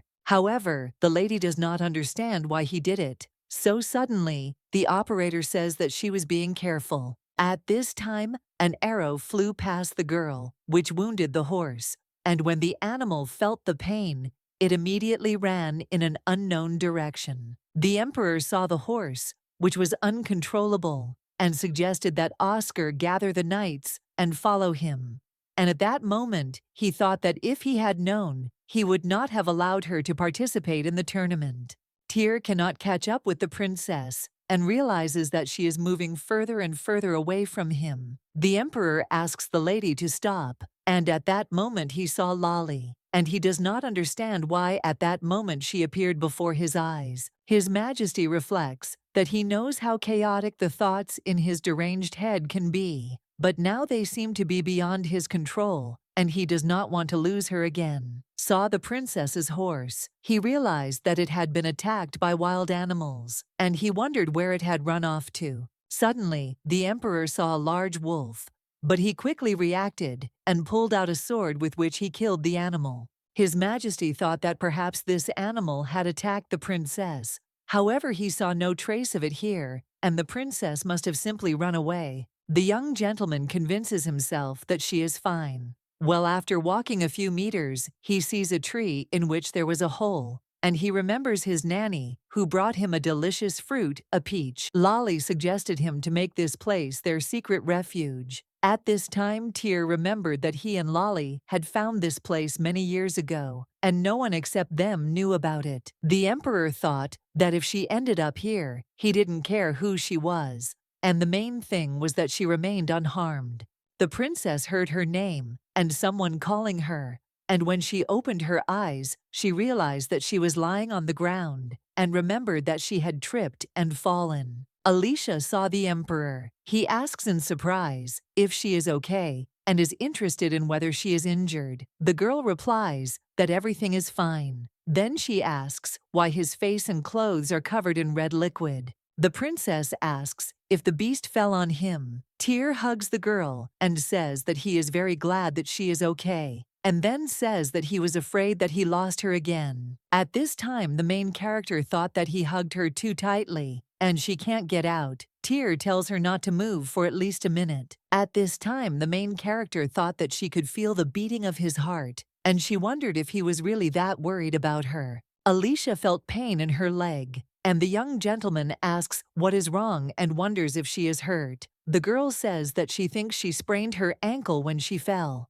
The emperor says that this is not good, and then takes her in his arms and carries her through the forest. The lady assures him that she can still walk. He tells her not to worry, as she is light and feather-like, so it is not much of a problem for him. Hearing this, the main character thought that this was not why she was worried, and did not understand how he could joke at such a moment. Tyr asks if she is in pain anywhere other than her ankle. Then he looks at her and says that she is blushing, and asks if she has a fever. She says that everything is fine and smiles. The emperor says he will take her to a doctor. She will receive compensation for this incident, and then he says he will give her whatever she wants. At that moment, Alicia saw a strong conviction in Tyr's eyes, and this only confused her even more. In the evening, His Majesty inquires about the princess's condition. The doctor reports that he has reduced the swelling with magic, but she needs to rest for a week. At this time, Tyr thought about these echoes of the past that inadvertently popped up in his head, and at first, he thought that it was just a coincidence, and it seemed to him that he had completely gone crazy. Sitting by the princess's bed, the emperor thought that there are no such natural coincidences in the world, and he understands that unless it is the same person. His Majesty remembers the first time he saw Lali. She was a very nice lady who greeted him and told him that she would now serve him. Her smile was brighter than the morning sun, and Lali was very different from all the servants who had ever worked in this villa. And at first, they too tried to be polite and courteous, but this pretense did not last long. His Majesty understands that only one Lali was sincere with him,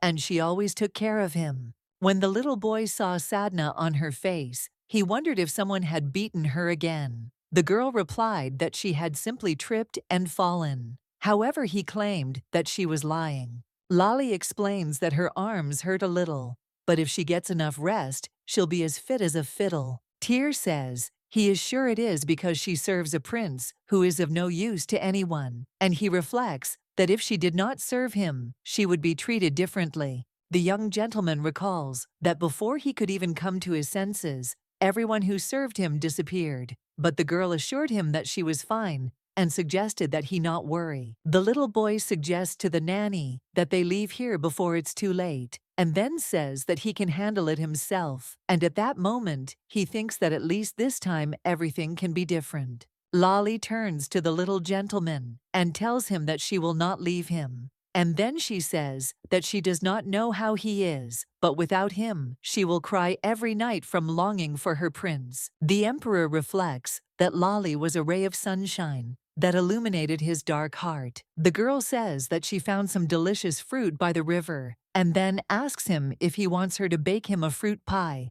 and she makes him feel needed. Tyr, remembering that evening when he came to her room, he noticed that her bed was not made, and he wondered where she had gone, and he also wondered if she had left him too. Waken, standing on the window, says that it's a pity, but he's too late, and explains that he barely found their trail, and there's no sign of elves there, only children. The advisor asks what this death aura is, and wonders why they did this to the maid. The boy screaming asks what he did to the Lali. Waken says that such a little boy has such a temper, and even without awakening his powers, the imperial blood circulates in him. Waken explains that it wasn't his plan, but it would be nice to use the prerogatives of the imperial family. At this time, the little boy's eyes changed color, and the room became very bright. The little gentleman looks at the advisor and tells him to answer where Lali is while he is alive. Waken, looking at the young master, and does not understand how he managed to awaken his power at such a moment, and he understands that the girl who served him, and they were close. Tyr, so that he would answer before he turned him into ashes. The advisor, screaming, claims that he is mistaken and assures that it was not him, and he suggests that he put out his fire since it will really kill him, and then he will certainly never find the soul of his servant again. The young gentleman asks what he is talking about. The elf says that his guts were almost boiled. Tyr asks what he meant by her soul, and does he mean that Lali died? He says that only half, and he doesn't know why he targeted her, but an elf used a spell that separated her soul from her body, and even if he got rid of the shell, her soul is still alive, and so he thinks that most likely the elves took it. Waken says he's half-elf, and he has a personal score to settle with them, and he was trying to find their sanctuary. Then he claims he now has a motive to find the alphas. Then he asks if he wants to join him. The young master says that he must first regain his place in the empire, because he believes that Lali must be safe when she returns home, so that he can protect her next time. At this time, the main character became interested in how long she had slept, and she understands that because of the healing magic, she fell into a very deep sleep. Tyr asks the lady if she is awake. Alicia asks the gentleman since when he has been here. He replies that since last night. The main character thought that he had been sitting here while she had spun, and therefore hoped that she had not been snoring. The emperor asks how she feels. The girl replies that everything seems to be fine, and the bruise was not serious. The young gentleman claims that the little thing was bruised and nearly lost her life, and then he says that, well, he's glad she's okay. And then he asks if there's anything else bothering her other than her ankle. Alicia explains that she just fell and hurt it, and at that moment, she thought he just called her Lali. The emperor says that she is coming out. She did not fall off her horse. The lady explains that she was running fast, and so she thought she would fall. But as soon as they entered the forest, she slowed down a little, and she got off her horse and felt strange. Seeing a passage in the trunk, the princess ran across it to the other side. His Majesty asks if anything strange had happened before. The girl replies that she doesn't think so, except for one time when someone tried to lure her into the forest using Mary, and she wonders who, and most importantly, why they needed it. The main character thought that she should first talk directly to Mary. The lady remembers that she took with her the arrow that hit the horse. Tyr reports that the maids took her clothes, so he will send someone to inspect them. Alicia says that as soon as she wiped the blood off the tip, she noticed a strange mark and is confident that this will help them find the shooter. The Emperor asks how she came up with the idea to take an arrow with her in all that chaos. Then he says he will take care of everything and suggests the princess rest. The lady thanked him and thought about how he called her princess again. And she remembered how he spoke to her in the forest and thought about how he acted as if he had found something he had lost long ago. The main character doesn't understand what it was, and in her head, as if everything is confused, she reflects on the fact that this incident is very similar to what happened to the main character in the original. Ariada's horse was shot, and the main character herself was on the verge of death. Realizing that the arrow was the key to solving the assassination attempt, she took the tip with her, and that arrow was smeared with the juice of the fochi plant, which has a stimulating effect.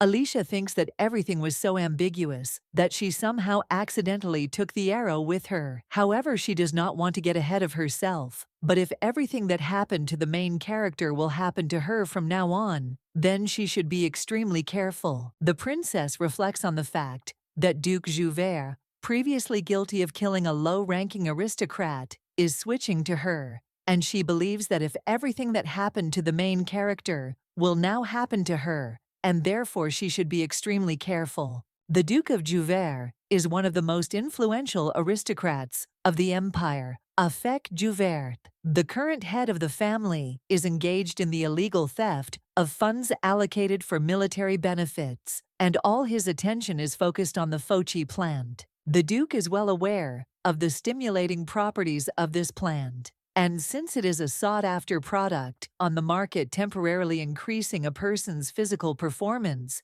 he makes a living by distributing this product in the form of juice, completely monopolizing the potion market. However, one of his customers had an accident, and one of the duchy's vassals died after drinking the juice. Duke of Jouvert hushed up this incident and destroyed the remains of the fochi, and as it would seem, everything should end there. But one of the maids stole the juice of focha, which the Duke had kept for a rainy day, and used it to harm Ariada. Because of this incident, the Tears finally opened their eyes to all the crimes of Duke Jouvert. His true motive was to marry his daughter to the Emperor. To get rid of the main character and eliminate his only obstacle, he decided to take her out of the game. But because of the traces of fochi left behind, which revealed the secret activities of the Duke, he failed to do so. That is why the main character is worried that she will have to face all this.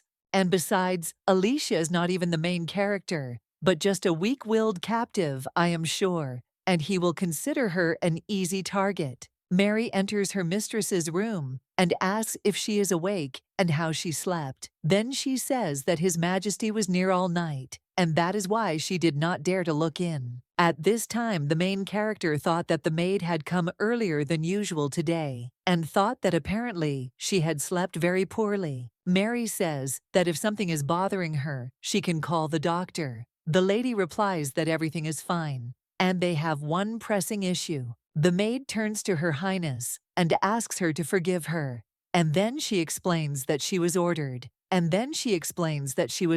to lure her into the forest.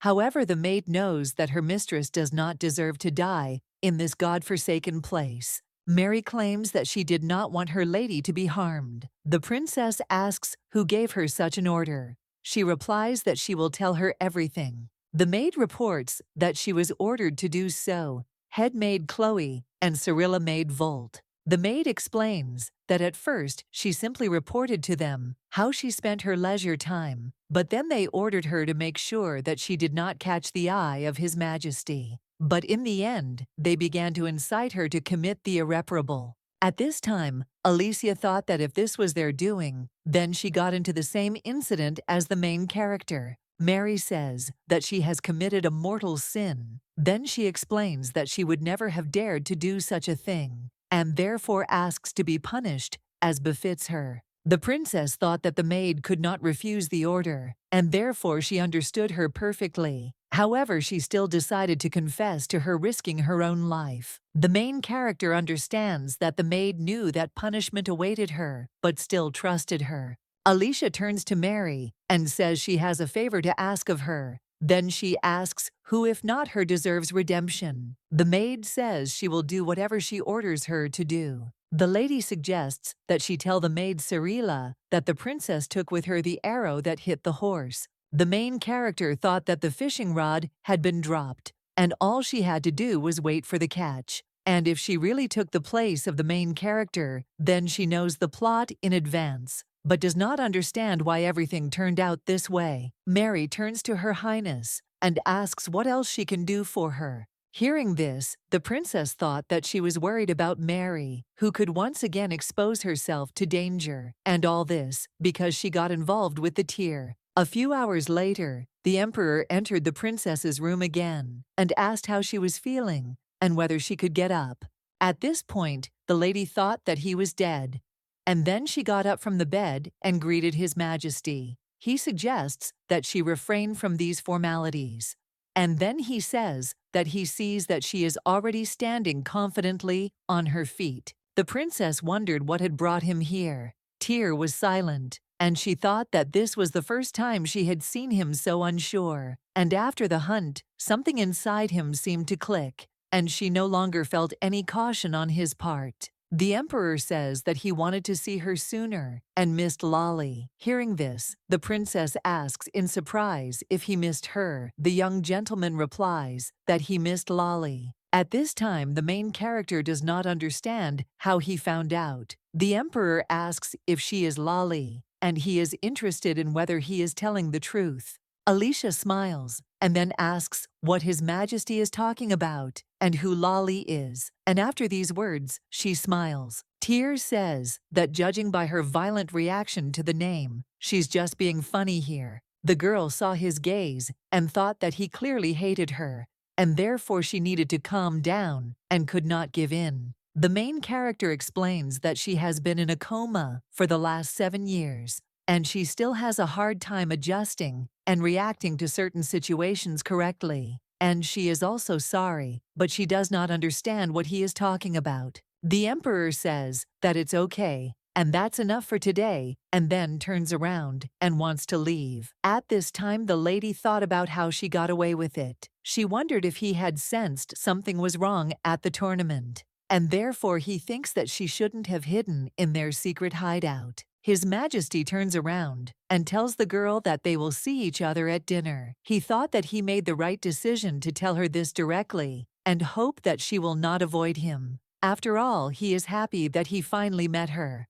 The head maid asks Cirilla why she used the foshi juice without her knowledge. The maid apologizes to her aunt and explains that she thought it would be better that way. The maid says that they must take the tip from the princess at all costs, because she understands that if something goes wrong, he too could be in danger. Cirilla claims that she will do everything, and at that time, she thought that all this really irritates her, and if this bastard had not captured the arrow, then there would have been no problems. Cirilla believes that she was born a princess, and therefore thinks that Alicia can hang around the emperor, and although Mary assured her that this is not so, she is sure that the princess has definitely fallen for him. The maid reflects that she would not mind if the daughter of the Duke of Jouvert became empress, but not this upstart, and therefore she must get rid of her. The emperor asks the advisor if there are any test results. He replies that there aren't any yet, but that they'll have to wait about 4 more days. Wacken asks what happened, as the emperor looks worried.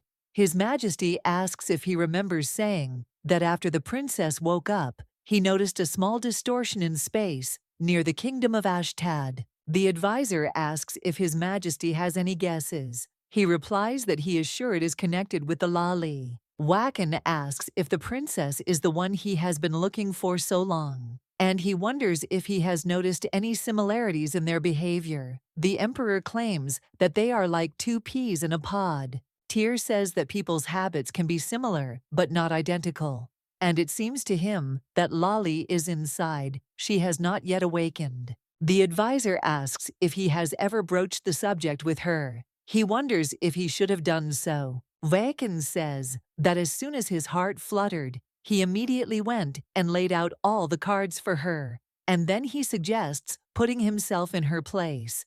And if she is not a Lali, he suggests imagining what impression he made on her. And the important thing is that they do not know what the elf did with her soul after he separated it from her body. The emperor claims that this does not exclude a positive development. The advisor agrees with him and then suggests listening to him carefully. The emperor took the box that contained the necklace. He remembered that his mother had given it to him and said that it would be his cherished wish, and therefore he should never lose it. Tyr says that because of the elven blood that runs through his veins since birth, he has had a hard life. And then Lali appeared like a ray of light in the impenetrable darkness, and they will pay for separating her from her. The emperor claims that if it suddenly emerges somewhere who the princess really is, then who knows what the elves will throw at them this time, since he does not understand their motives. But one thing is for sure, they were hunting for her soul. Wacken looked and said that he sees the Lord is full of confidence.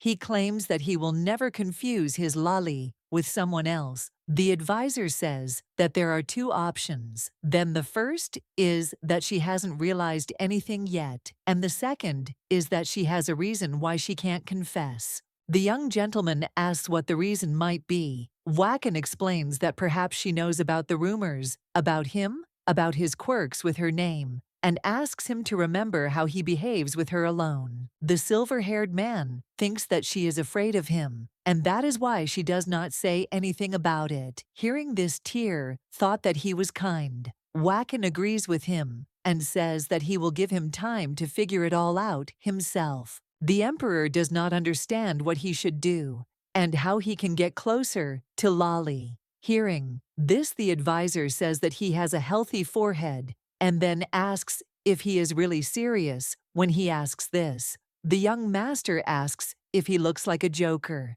Wacken suggests that he first show her his positive sides, since in the eyes of the princess, he is now a tyrant, and also that he spend more time with her, talk, be interested in her life, and he should find out that she likes to make her laugh in the end. The advisor believes that he will gradually find a way to her heart, and then he says that he must be careful with her feelings, Lali, and if it is really her, then soon they will find the elven trail, and he suggests that he should not doubt it. The man reports that his servant has been found, and all that remains is to protect the empire from the long-eared ones. The emperor asks if they have any news. Wacken says that he is stuck in samsara and has been trying to find a trace for 100 years, but hasn't found anything yet, and so he thinks that maybe it's time to show their tail. Tyr suggests that perhaps they are afraid that with such a powerful emperor in power, any attempts may seem futile. Hearing this, the advisor thought that they were parasites, and he was pleased to know that they were restless, since one of the half-breeds whom they despised as a race became the ruler of a huge empire. And then Wacken suggests that the emperor deal with the princess. He will be glad if he turns to such a wise old man as he for advice. Tyr agrees with him and says that he has indeed lived long enough. Wacken looked at the emperor and, screaming, asked why he immediately took out his image, and then he claims that this is why the princess is afraid of him, and he says that he will not joke with him anymore and calls him a bore. At this time, the main character thought that she had barely brushed it off, and now it was only a matter of time before Tyr would finally and irrevocably understand everything. The girl doesn't understand how he even guessed, and she thinks that if suddenly he missed her. Suddenly, the main character heard a knock on the door, and the maid apologizes for disturbing her. Alicia heard the voice and thought that it wasn't Mary, and judging by how quickly the reaction followed, they really do have ulterior motives. The main character reflects on the fact that although her thoughts are currently occupied with Tyr, It is time for her to return to reality, since her safety is now threatened, not only by him. Sarila turns to their highness and says that she is glad to welcome her and informs that from now on she will serve her.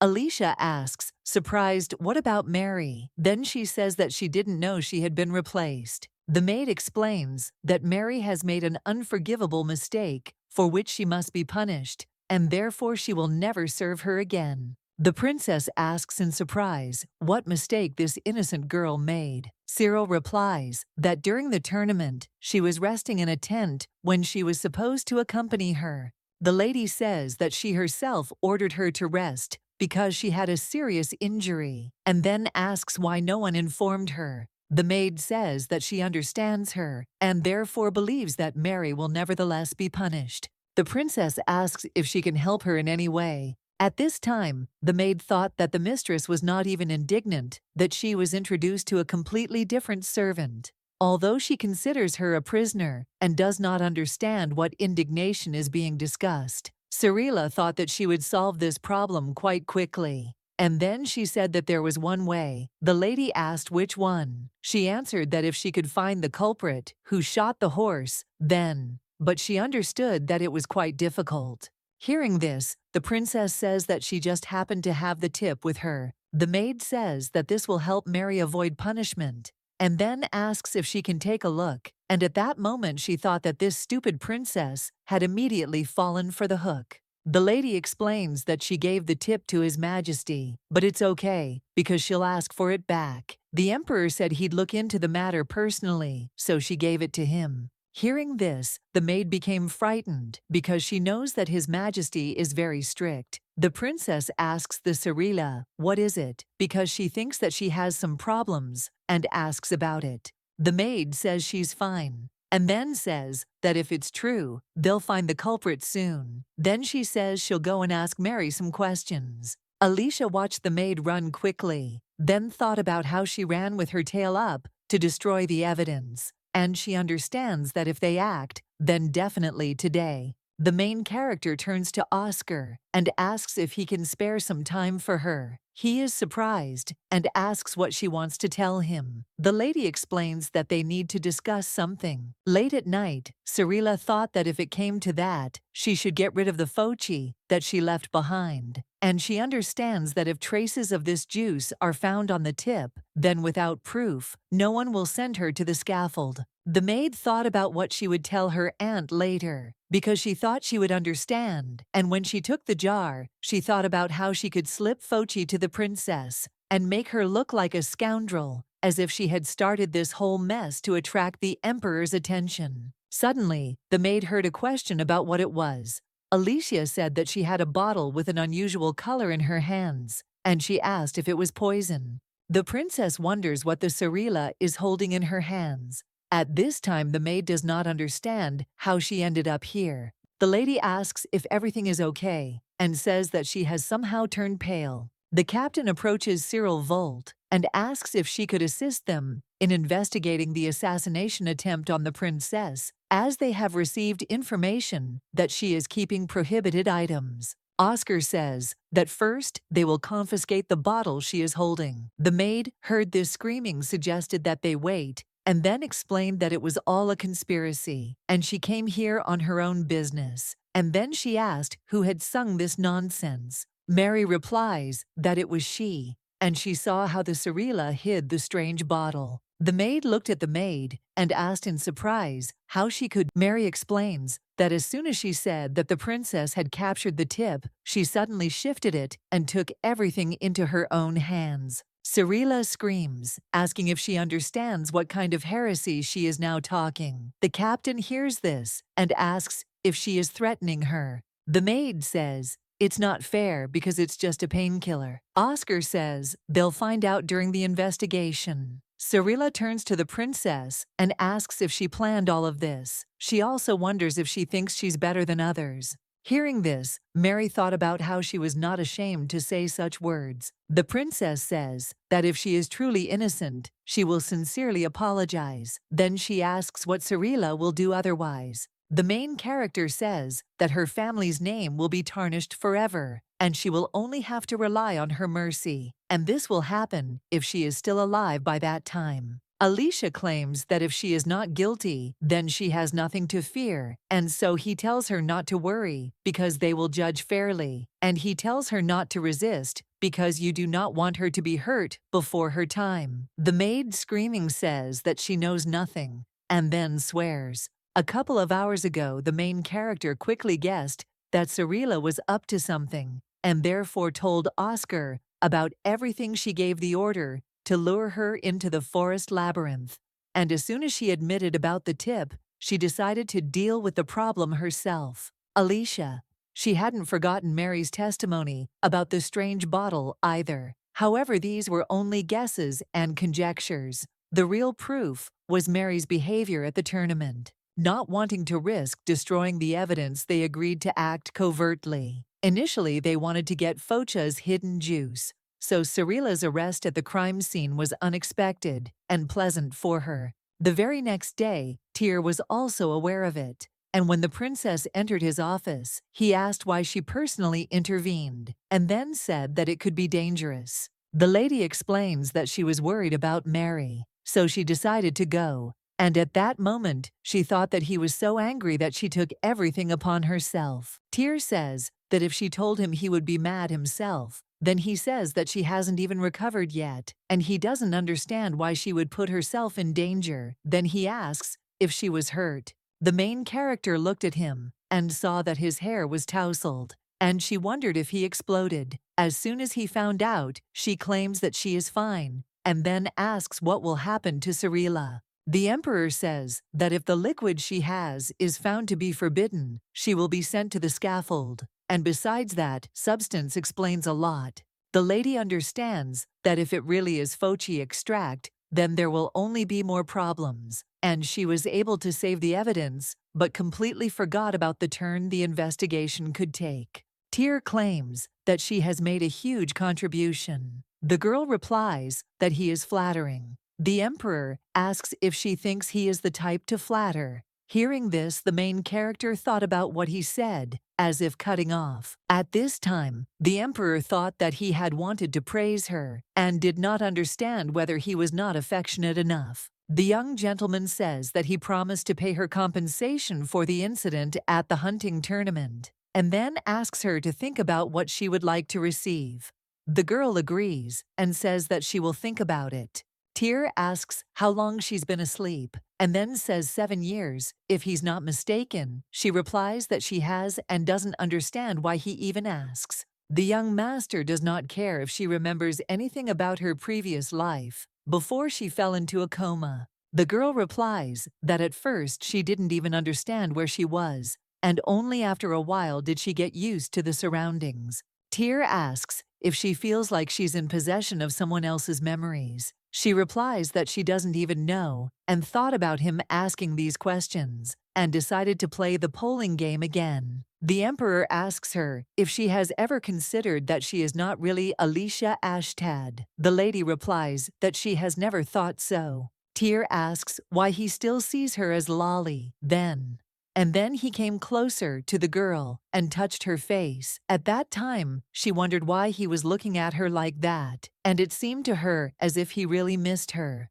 Alicia reminds him that he had told her before what kind of lolly she was, and asks if she looks so much like her. At this time, the young gentleman remembered the words of the advisor, that perhaps she had not yet realized anything, and therefore he should not burden her with this nonsense, and be tactful with her. The princess asks him if he is looking for this girl. He remembers the promise he made when he was little, that he would definitely find Lolly, even if it took his whole life, and then he answers that he is looking for her. The girl asks why he thought that it was not only because she treated him well, but without her, there would be no him, and then he thinks that he will stumble again and again, until he can finally say, "Thank you," looking into her eyes. At this time, the emperor thought that as soon as her memories returned, he would thank her for everything, and then he would confess his feelings, because he understood that he had not had the courage before. Tyr gathers all his indecision into a fist, and says that he will finish her. Hearing this, the main character asks in surprise if he will finish.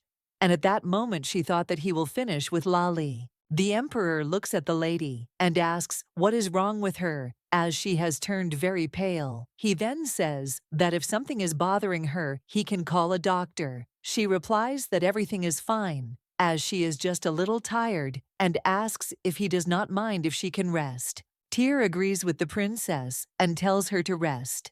And when she was alone in the room, she remembered the words that he would finish her, and she thought that he was going to get rid of her. The princess thought that she was stupid, because she thought that he missed her, and she understands that even if he hates her and thinks that it really is that bad, the main character is sure that this is all because of the distortion of the plot, where Lali should not have opened his heart. However, she understands that she still had no choice, and she also wondered if the drag in his eyes was feigned. The girl thought that she could not understand the emperor. In the evening when the princess went to bed, she dreamed of Tyr, who was holding a cucumber in his hand and offering her something to eat, but she refused. The emperor asks her why she does not eat cucumbers and why she avoids him. The girl answers that she did not avoid him, and he asks if she is Lali and tells her to answer quickly. The main character woke up from this fear and thought that even in her sleep,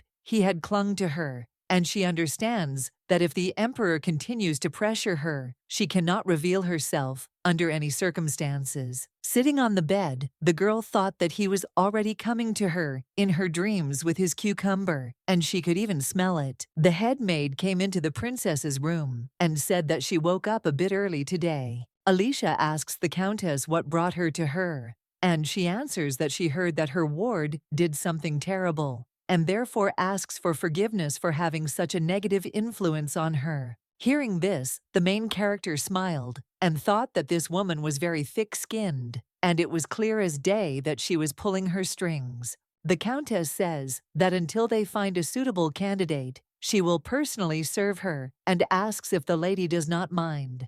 The princess replies that she probably has many responsibilities already and therefore can introduce her first servant to her. The head maid asks if she is talking about Mary Diana. The lady replies that she is, and then explains that she has become accustomed to her. The countess agrees with her. Alicia says that she heard that Cyril was her niece, and she must have been very puzzled by what was happening. And then she says that His Majesty was very angry about this incident and hopes that it will not affect the reputation of their family. The countess replies that she is her distant relative, and it does not matter whose family she belongs to, because the law is the same for everyone. The princess says that as I expected, she is very selfless in palace affairs. She replies that of course, and at that time the lady thought that she was hiding the fact that it had hurt her. The countess understands that every day she is on edge, and she wonders if her beloved niece, who spends all this time behind bars, will give her away,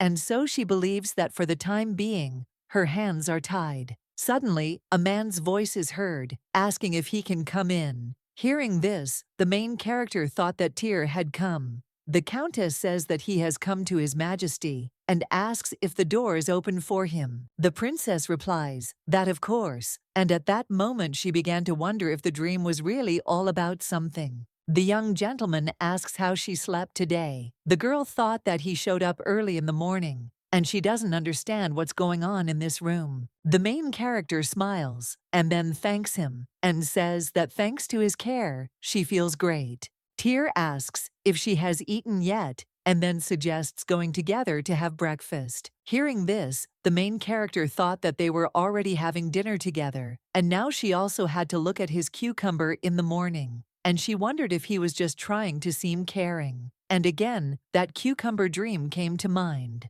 30 minutes later, the emperor asks if this is her first time in the greenhouse. Alicia replies that it is, and she thinks that she couldn't come up with an excuse, and that's why she had to come. The girl thinks that she will pretend to be full and leave here.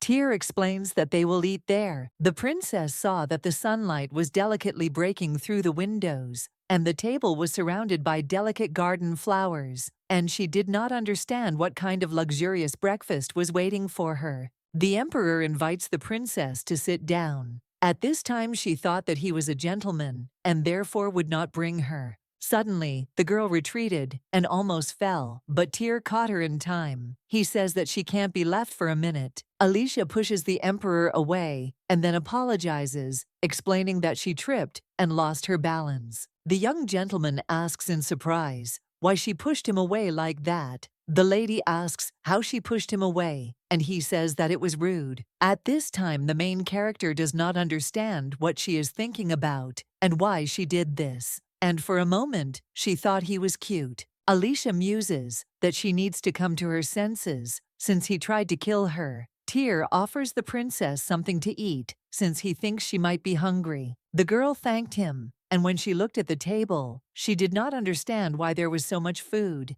and she thought he was waiting for her to start eating. When the princess was eating, the young gentleman asked her if she liked her breakfast. She answered that it was very tasty. The guy said that he was glad to hear it. At this time, Alicia thought that his sweet smile was the same as when he was a child. And after that, she did not understand what she was talking about and thought that she should not relax. All this time, Countess Ante was watching him from afar, thinking about how this princess dared to sow chaos in her soul, and she assumes that perhaps Cyrilla was caught as a result of carefully coordinated actions of that girl and her lackeys. The Countess understands that soon her niece's mouth will be shut. However, she does not like to feel the precipice under her feet, and so she understands that there is only one way to make her keep quiet. At this time, the main character does not understand how much longer the gentleman is going to look at her so intently, because that is why she can't swallow a bite now. The emperor asks the princess if she liked the salad better than the meat.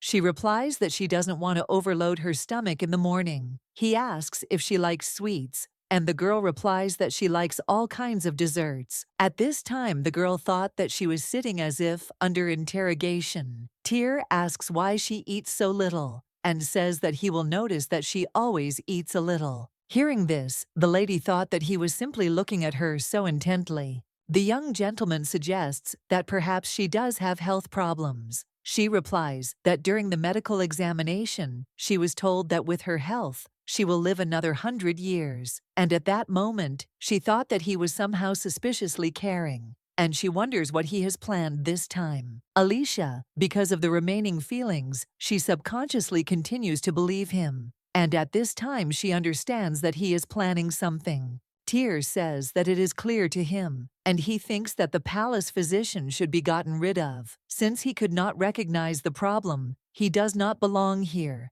His voice suddenly became rough, and his gaze became serious. Of Photia, after all, and that he is no longer the Tyr she knew, and he is a tyrant, and she is his prisoner. However, she still continues to blindly hope that one day she will see his childish, naive look again. The young gentleman asks if she has finished eating. The girl replies that she has lost her appetite. He says that she has turned pale and thinks that she needs immediate first aid. And the princess objects and says that it is not necessary. And then she asked for forgiveness and said that she is leaving. The emperor looked after the girl and thought about where he could have made a mistake again. He only wanted to show interest in her and show his sincere intentions. And he thinks that she is at arm's length, where he can easily reach her. The young gentleman reflects on the fact that as soon as he takes a step, she moves away from him by two.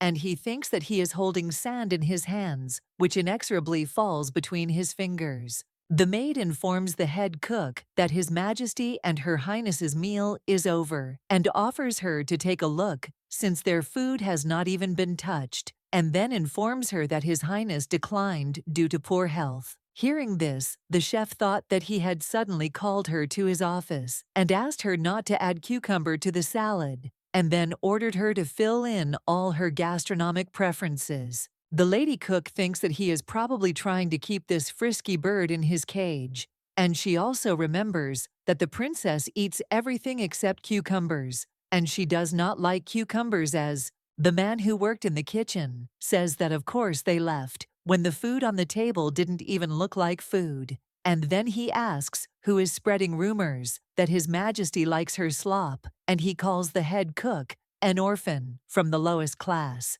The man asks if she has anything to say. Hearing this, Mary apologizes for interrupting and then says that she has come on behalf of Her Highness Princess Alicia, and she has something she wants to tell her. Hearing this, the sous chef became interested in what she wanted to tell her. At this time, the main character in her room is thinking that maybe she went a little overboard, and she is worried about his expression, which she managed to see at the end. The princess understands that she cannot simply accept this care without knowing where it comes from, and she has not forgotten that he and Lolly have a very complicated relationship. Alicia dreams that at least in such moments, someone would take pity on her and take her side. At this moment, Mary enters the room. The princess is delighted to see her and then asks if the head maid had said anything to her. She replies that she looked very sullen but said nothing. The lady finds it strange that she didn't even try to dissuade her. She turns to the maid and says that she is glad that she was restored. Mary thanks Her Highness for forgiving her and says that she is not worthy of it,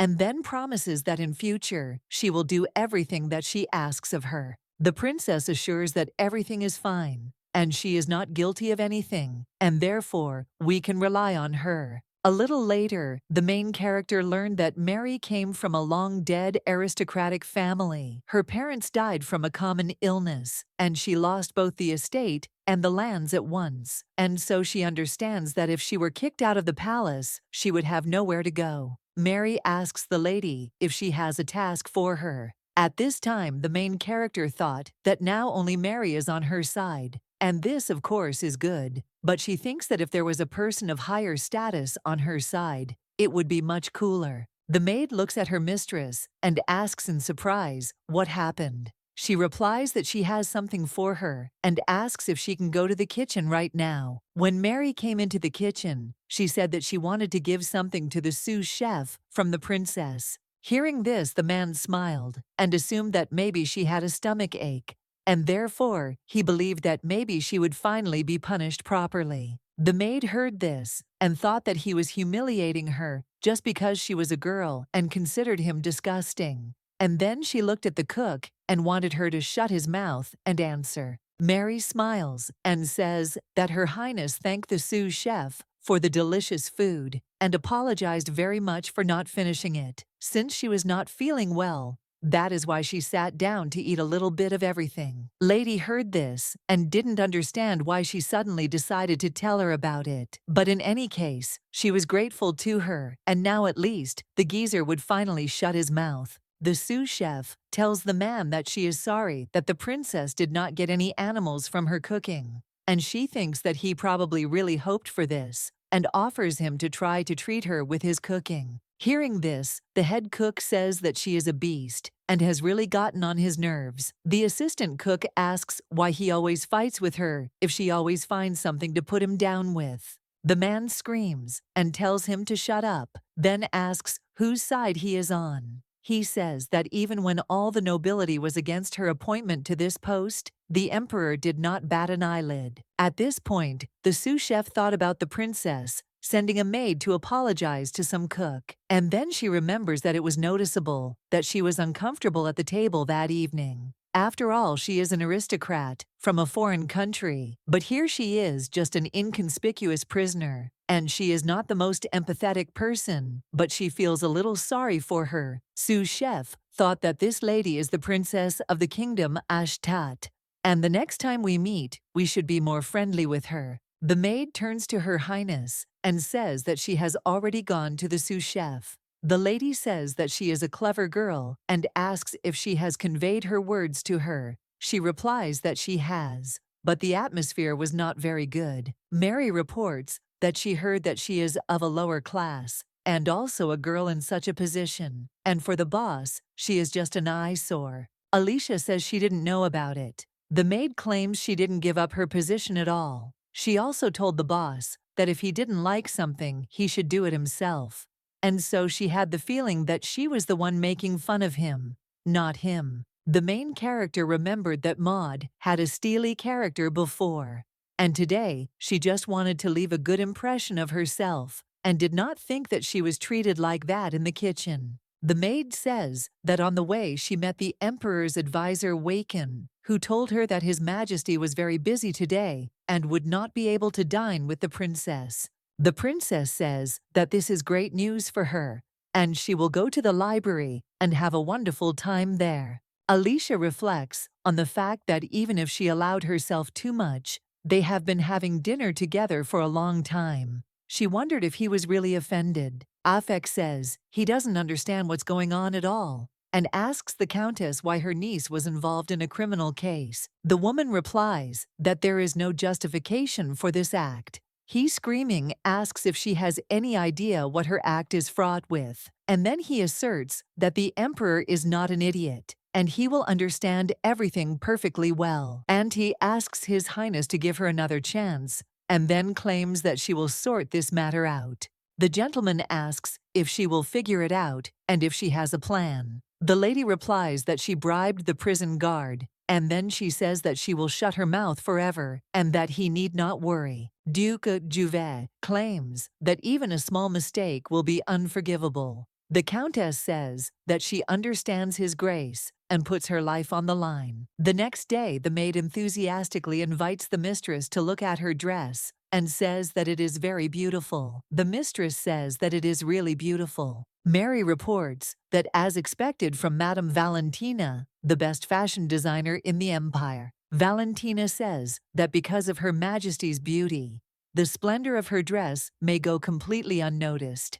Madame Valentina, a fashion designer famous throughout the empire, offers Her Highness to choose an accessory for her dress. The main character remembered that Mary had said that her works were extremely popular, and in the debut season, you couldn't push through to make an order. But by order of His Majesty, she freed up her schedule and nevertheless sewed dresses for her. The princess thought about how Tyr had been playing hide and seek with her for a week, and he even told her about his debut through an advisor. And when she looked at her wardrobe, she didn't understand why there were only dresses. Valentina asks the princess how she is, and then says that His Majesty ordered not only to sew dresses for the debut, but also to cut something for everyday routine. Alicia replies that these dresses are beautiful, and she is probably very busy, but still made time for her. The main character thought that not only was she embarrassed to become a debutante of a foreign country,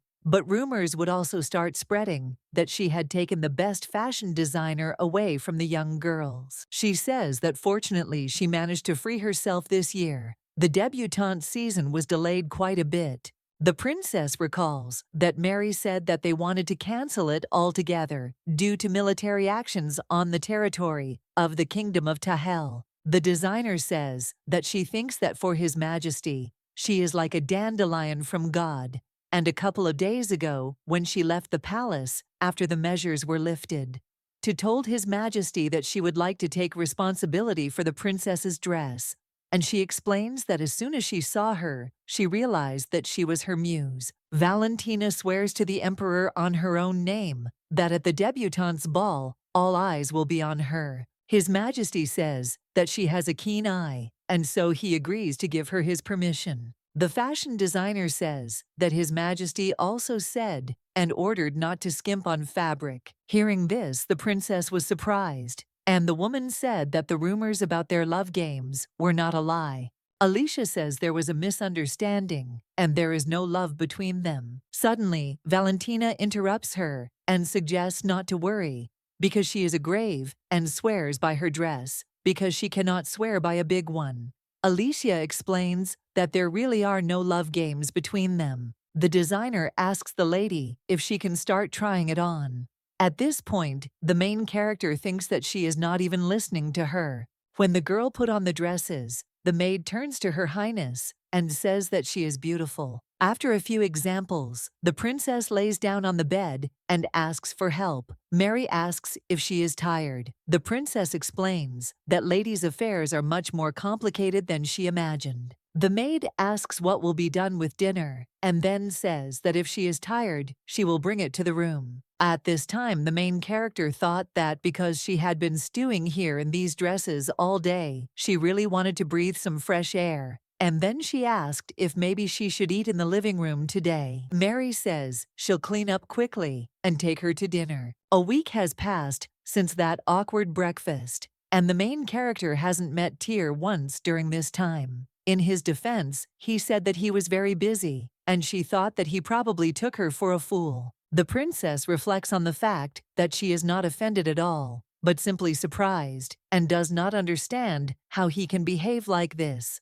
The captain says he is interested in what His Majesty has been so busy with lately, and literally a week ago, he could only be found in her room. The princess says that he is the emperor and has state affairs. Oscar says that he heard that the emperor began working at night because of insomnia, and since he became emperor, he has not been able to breathe a sigh of relief for a single day, and now he has stopped following the regime. Hearing this, the princess became interested in what was bothering him. The captain turns to the princess and says that her ankle is probably still hurting, and therefore offers to let him help her. The lady replies that it is not necessary, and that she is already fine. Oscar asks if he can let her slip and fall, and then asks her not to refuse him. Hearing their conversation, Wacken thought that they would cry for him after the Oscar in 49 days.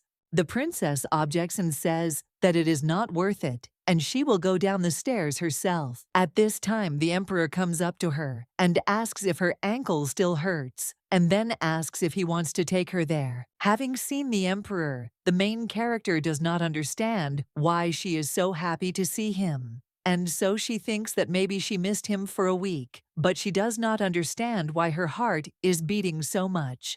Tyr asks if she wants to, and says that she doesn't need help from him. Hearing this, the main character objects and says that her leg really does still hurt, and then asks if he could hold it. The princess explains that she actually has difficulty going down the stairs and would like him to help her.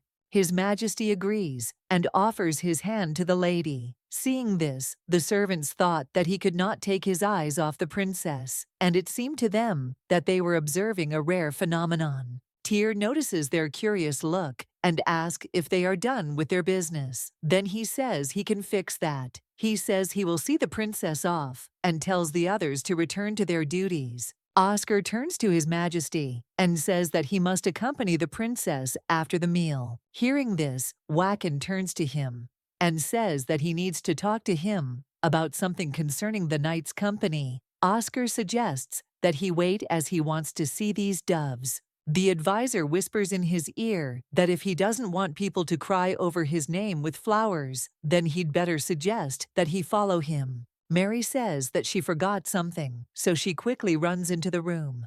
The main character saw that everyone was leaving, and she didn't understand why. Alicia Idem ponders with the emperor why she said such a thing, because she understands that she could have simply refused, but she remembers that he had such a sad expression on his face, just like Rude did then. Alicia thought that she was worried about his insomnia, and if you look closely, you can see dark circles under his eyes.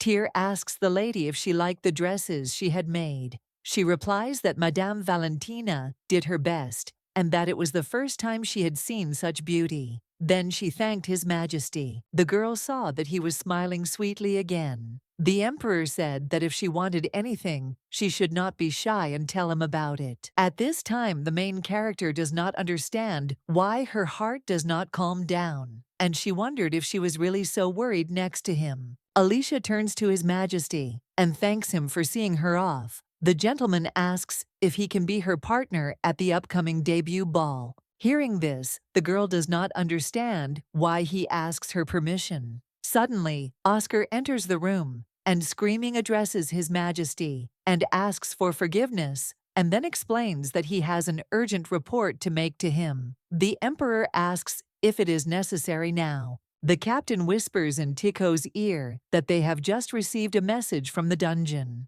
Tyr turns to the lady and says that it is time for him to go, and then wishes her a good meal. The girl thanks him and thinks that this is the first time he has asked her permission, and she does not understand what has come over him. The aunt decided to visit Cyrilla, and when the girl saw her, she was very happy. Ante tells the girl that she doesn't look very well, and then asks what questions she was asked. Sarila replies that they kept asking where she got the juice from. Then she says that His Majesty has already found out that it is Fochi. The Countess asks how much she has told. She replies that she has told nothing about her or him. Ante says he is proud of her. Sarila asks to get her out of here because she does not want to die. The aunt says that she is poor and then informs that he will soon use his powers and she will not have long to endure. And it is reported that she brought her something to eat because she thinks that she should not be with an empty stomach.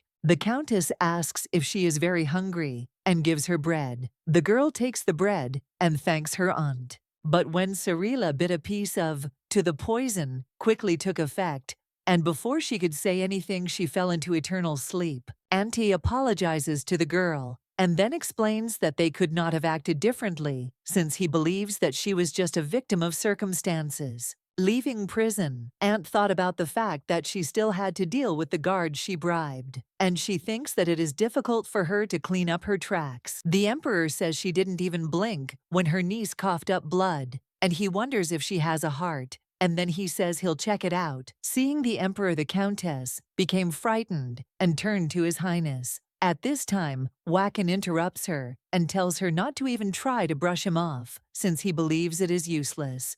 Tyr says she bribed the prison guard, not even suspecting it was a trap. He says she's surprised because the prisoner's aunt was being followed, and he knows she didn't plan it. She did it alone. The Emperor asks who is standing behind her, and now he asserts that it is in her interests to obey them. At this time, the main character walking with the animal recalled the words of the Emperor. She wondered if he had really fallen in love with Alicia.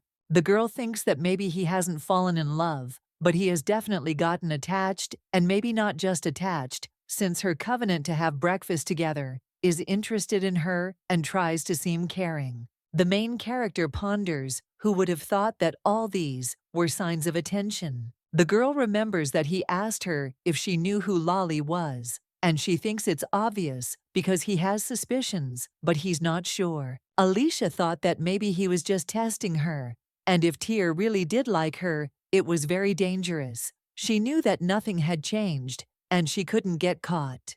The princess doesn't understand what to do now. She wonders what if he thinks that she betrayed him, and something irreparable might happen, and that's why she's afraid, and she doesn't understand how to debut in such stress. Eden approaches Alicia Ryat. I reminds her that they have already met in the palace library. The princess apologizes and says that she did not know then that he was a marquis. He explains that his elder brother received the title and he is second after him. Hearing this, the main character remembered that Ariada has 2 elder brothers. The girl reflects on the fact that his name didn't seem familiar to her at all, and it seems that in the original stories, he was an inconspicuous character. Eden apologizes and asks if he can keep her company. The girl agrees, but at this time Rudd began to bark, and she suggests that he calm down. The princess explains that Rude is actually very kind, and tells the man not to be afraid of him. The Marquis says he heard a terrible incident happen during the hunt.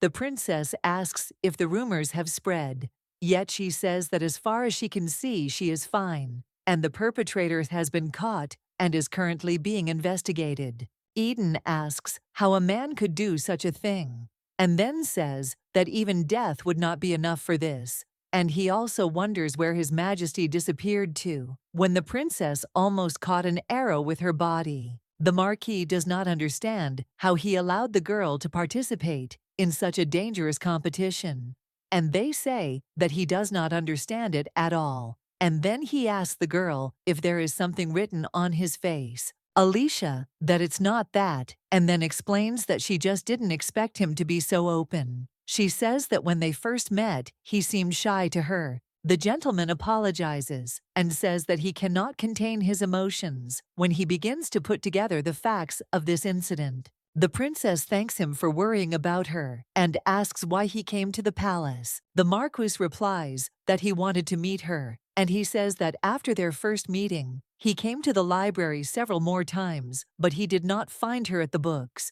Alicia asks if he needs anything from her. He asks if she will be attending the upcoming ball. The lady replies that she will. Eden says that if she hasn't chosen a partner, yet can he hope to be one for her?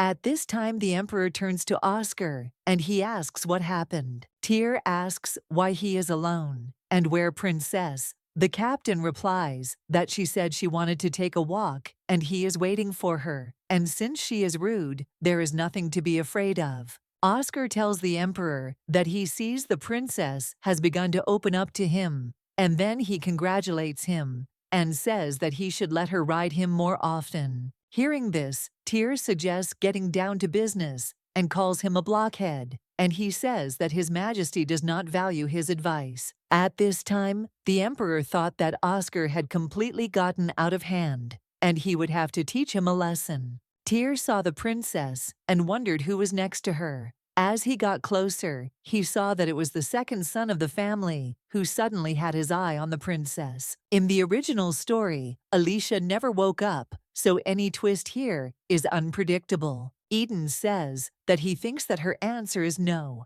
Hearing this, the main character thinks that this could be her chance, because at the debutante ball, she will be able to meet the main character. Alicia understands that she is in the middle of a hunting tournament. For some reason, she got caught, but she knows that Tyr is destined by the stars to meet Ariada, and therefore she believes that it is imperative that they meet. The main character believes that then Tyr will finally get on the right path and lose interest in her. The girl doesn't understand why her chest feels so heavy. Eden turns to the princess, and she explains that she was thinking for a while. At this time, Rudd saw the Emperor and ran to him. The Marquise tells the Emperor that it is an honor for him to meet him. Tyr says he hasn't seen him here before. Eden asks to introduce himself. Then he says he is the son of Marquis Riyadh, Eden. His Majesty asks if he knows the princess. Hearing this, the lady explains that they met in the library shortly before the hunting tournament. Eden says that although he has been in the capital lately, he sometimes visits the palace with his brother. Hearing this, the Emperor thought that she had been communicating with a stranger behind his back, and with a man at that.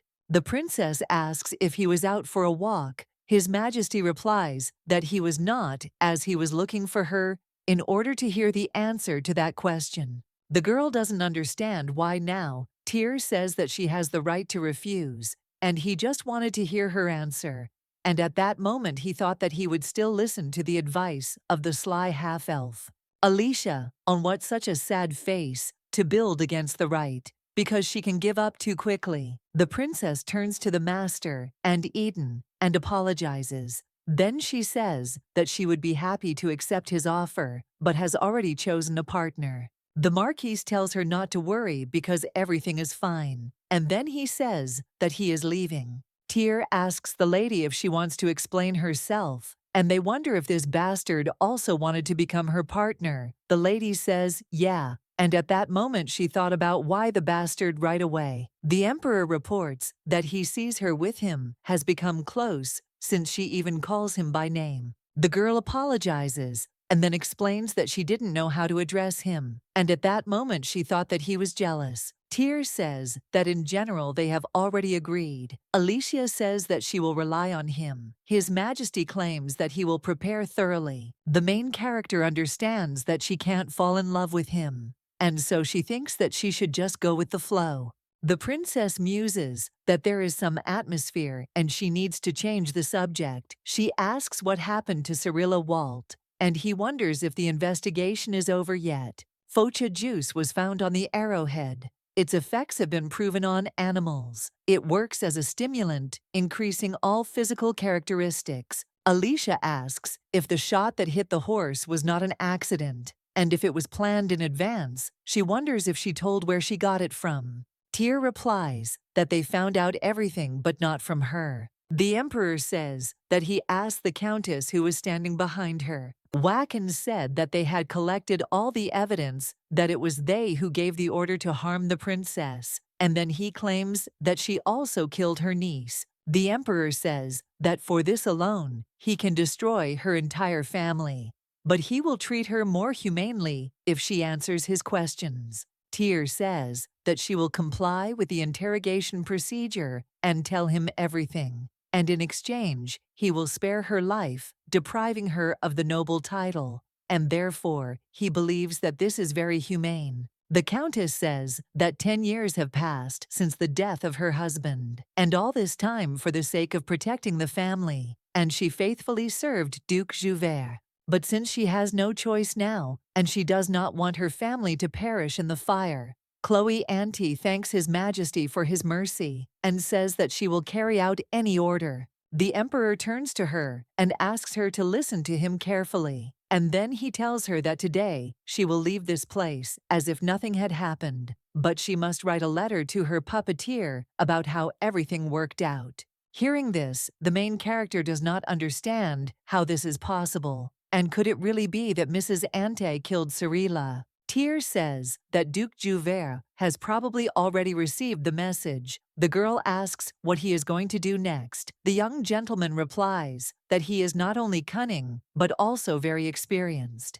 The Emperor says they must have solid evidence that he cannot brush aside. The lady asks if he wants to use Chloe as his pawn. He says he will take care of everything and tells her not to worry. Then he says she has already helped him a lot. Hearing this, the princess smiled and said that it happened by accident. At this time, Tyr remembered that when he was little, a beast attacked him. But suddenly Lolly appeared with fire in her hands and saved him, and also drove the beast away. The maid turns to His Highness and asks if he is all right. The little gentleman replies that he has scraped his knee a little. She says that it is a disaster and will treat the wound right away. Tyr thinks that she saved him again, and even if her memory never returns, he will definitely protect her. Ariada asks Mr. Eichel if he has returned. Hearing this, he suggests that she call him simply brother. She apologizes and explains that she addressed him that way by accident.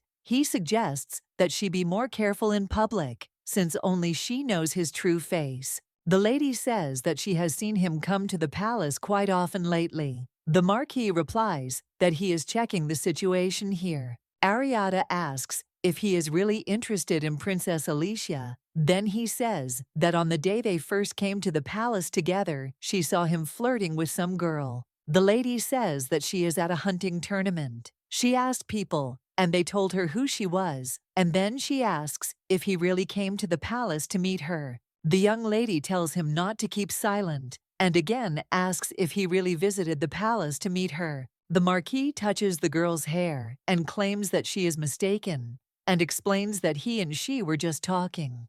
Ariada says that she is indeed very beautiful and has attracted all eyes at the hunting tournament. He turns to her and says that only she knows his secret and asks if the lady understands what it means. Eichel says that the day will come when he will stand at the head of this empire, and then Anna will be next to him, and therefore suggests to Ariada not to worry about anything. Hearing this, she was very happy. When the Marquis was left alone, he wondered where she got all this naive optimism from, and he doesn't understand whether everyone really cares only about his shell, and he's already pretty tired of this game. And that's why he thinks he has to find her soul. Eichel, holding an unknown object in his hand, says that everything is ready, and all that remains for him to do is give it to her. He thinks that he is a pathetic half-elf, and he does not even understand where he is reaching for his hands, and therefore he will not interrupt his sweet sleep now, but he understands that he will definitely wake up soon. A month later, at the debut ball, the butler announced the arrival of the princess and the emperor. At this time, the main character thought that she was ready for this, but she does not understand why everyone is looking only at them, since she is already uneasy, and now she is walking hand in hand with the emperor, and she understands that there will be no end to rumors later. Alicia looked at Tyr and thought that he was happy. She asks if this dress suits her. The young master replies that she is beautiful and that one cannot take one's eyes off her.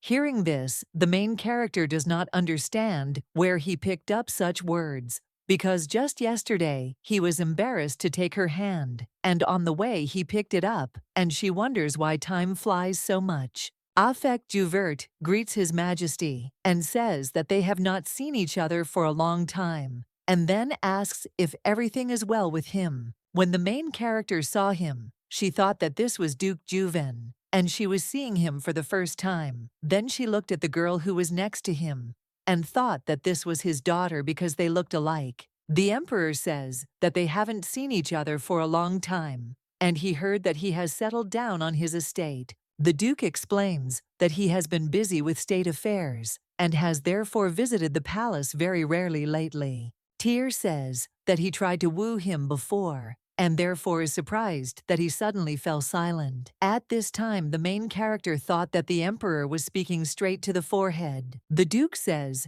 he has a beautiful lady. The princess says she is glad to meet him, and her name is Alicia Ashtad. Juven says that he has heard about her and says that she is a real beauty, and he sees that she has already made her debut, and then asks if it is time for her to start looking for a groom, and if she wants, then he can find her a good passion, since he understands that she is after all a hostage. The Duke says she should settle down and marry a commoner of their empire. Hearing this, the princess thought that he was a vile character, and she didn't give a damn about his feigned politeness. After all, he looked at her as if she were some kind of thing, and was taking the place of his dear daughter. Alicia reflects that she will not allow herself to be insulted, and says that the rumors are not lying, because he is a very kind man. The Duke who worries not only about the marriage of His Majesty's, but also about her. The princess says that she thinks he is bogged down in state affairs,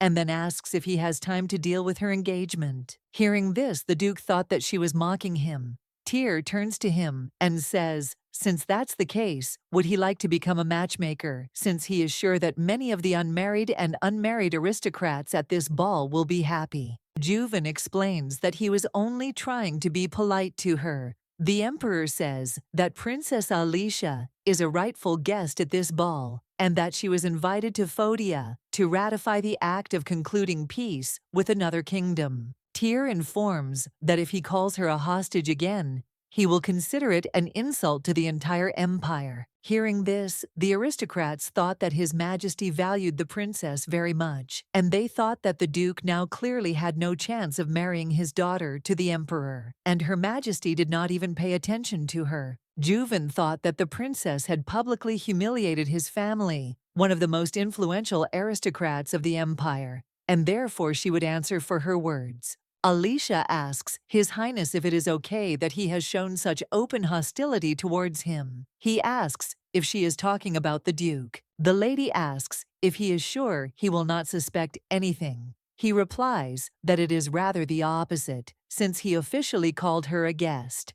Tyr says that now he will not be able to openly try to harm her, and besides, his authority as an aristocrat has hit rock bottom. Even such pompous people cannot stand criticism, and soon he will give in. The main character understands why he announced it to everyone. She wonders if he really became her partner, just like that. Tyr turns to the princess and asks if he can ask her to dance. She agrees, and they begin to dance. The aristocrats looking at them say that they are a wonderful couple and are very suitable for each other, and they think that probably it was she who melted the heart of their emperor. When Alicia went outside, the emperor followed her and asked if everything was okay. She replied that she just wanted to get some fresh air and suggested not to worry about her. Tyr says that since everything is fine, then he will leave for a while. Standing on the balcony, the main character thought that she was tired, but she still found a free minute, and she understands that if she hadn't left, the aristocrats would have already finished her off with their looks. The girl reflects on the fact that he actually used her, but she understands that it was for the good, and she thinks that everything is fine, and this is just part of the plan. The princess remembers that during the dance, she thought for a second that Tyr really was in love with her, but not in the same way as with Alicia, and she understands that their personalities need to be clearly distinguished. Eden approaches her and says that he has finally found her. Alicia says she saw him today with his sister, He explains that this is why he couldn't greet her. At this time, the main character thought that if Eden is here, it means that Tyr could have crossed paths with Ariada, and she hopes that love will finally blossom between them. Eden reports that His Majesty has declared her an honored guest at this ball, and she is very important to him. The lady says that she is indeed a valuable hostage. Hearing this, the young gentleman says that it does not seem at all that he is holding her hostage. At this time, the main character thought that his innocent smile, all this care, sincere concern, it all seemed fake to her. And if she is right, then this is not good at all, because she is taking someone else's place. Eden turns to the princess and apologizes for annoying her. Once again, the lady says that he should forgive her for her suddenness, and then asks if he has ever had such a feeling in his soul, as if he does not understand himself. Alicia says it probably sounds weird, but she started to forget who she really is. The main character remembers that first she fell off a bridge and then became a maid named Lolly, and now she was suddenly reborn as a princess. And finding herself in Phodia, she did not have time to think about herself. The lady is interested in the question of why she died and why she was reborn again, and she is not even sure of her past, and she does not understand whether she has the right to take away someone's future. The princess ponders that if Tyr really loved Alicia, then she would suddenly die again, and this would finally break his heart. Alicia apologizes for her liberty. Eden says that he imagines it, but he understands her. The lady says that sometimes she feels very cramped in her current form. The Marquis says that a shell is always just a shell, and he is sure that one day someone will be able to see what she hides behind it. And so he suggests that perhaps this someone is already very close.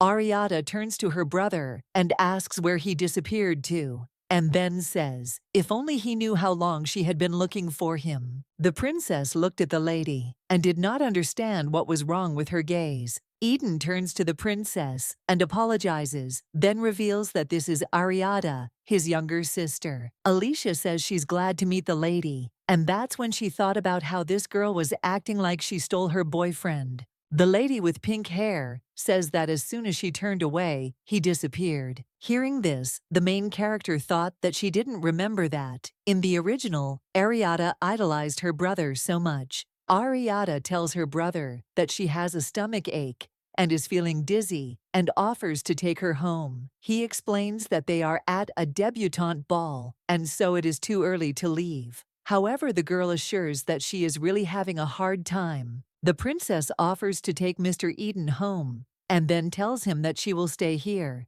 and then thanks him for taking her words seriously. Ariada asks Adana why he was with her again, and she wonders if they had this conversation by accident again. The guy replies that this time it wasn't. Then he explains that in order to undermine the emperor's status, he needs information. Eden claims that the princess is an ideal candidate from all sides, and she will serve as an informant for him. Ryat assures the girl that he has nothing with her, and therefore suggests not to worry about it. Ariada says that His Majesty values her very much, and the other aristocrats also unanimously say that they have a special relationship. Hearing this, the gentleman says that it is all false, and then explains that he wanted to say that for His Majesty, she is just a hostage who has no right to choose. Eden thought that this was unacceptable, since he had spent so much effort to find her, and he began to forget who she really was. But he hopes that very soon she will understand everything and remember who she is. The young master thought that he would not allow anyone to take her away from him again. At this time, the main character thought that one day someone would see what was hiding behind his shells and think that he would just console her. He tried, that's all.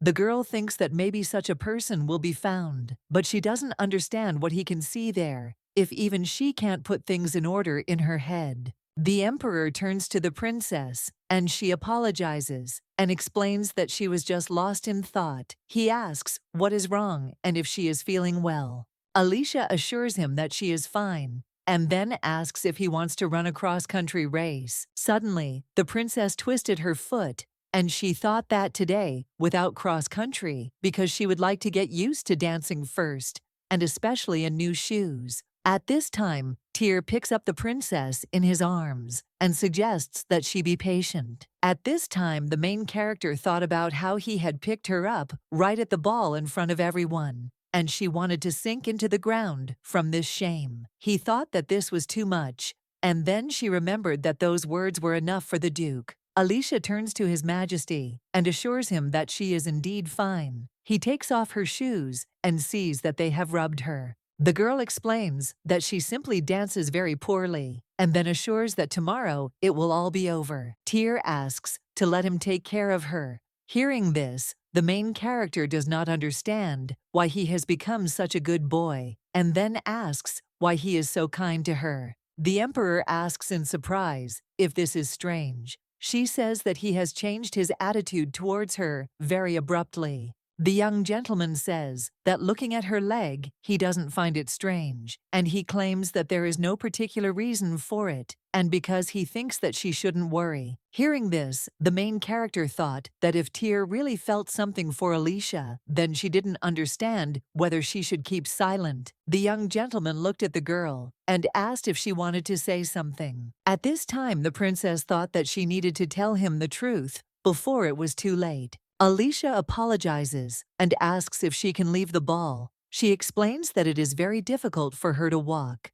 The girl thought that now was not the time, and Tyr had not been able to awaken his power for a long time, and so he was an outcast in the imperial circles. And after she disappeared, it probably only became more difficult for him. The main character reflects on the fact that his life is finally starting to improve, and she will erase this sincere smile from his face with her worthless truth. And that's why she doesn't want to hurt him again. The emperor asks if she can handle it alone. The lady replies that she has changed her shoes to more comfortable ones, and now she doesn't have to worry, and he thinks that he should stay in the hall. Alicia says that Oscar will be with her, so the emperor does not have to worry. He agrees and suggests that she return to her place and rest. At this time, the main character thought that she needed to avoid his gaze, while the flame of feelings had not yet flared up, and then she would be able to tell him who she was. When the princess came home, she moved and fell asleep for a minute while reading a book.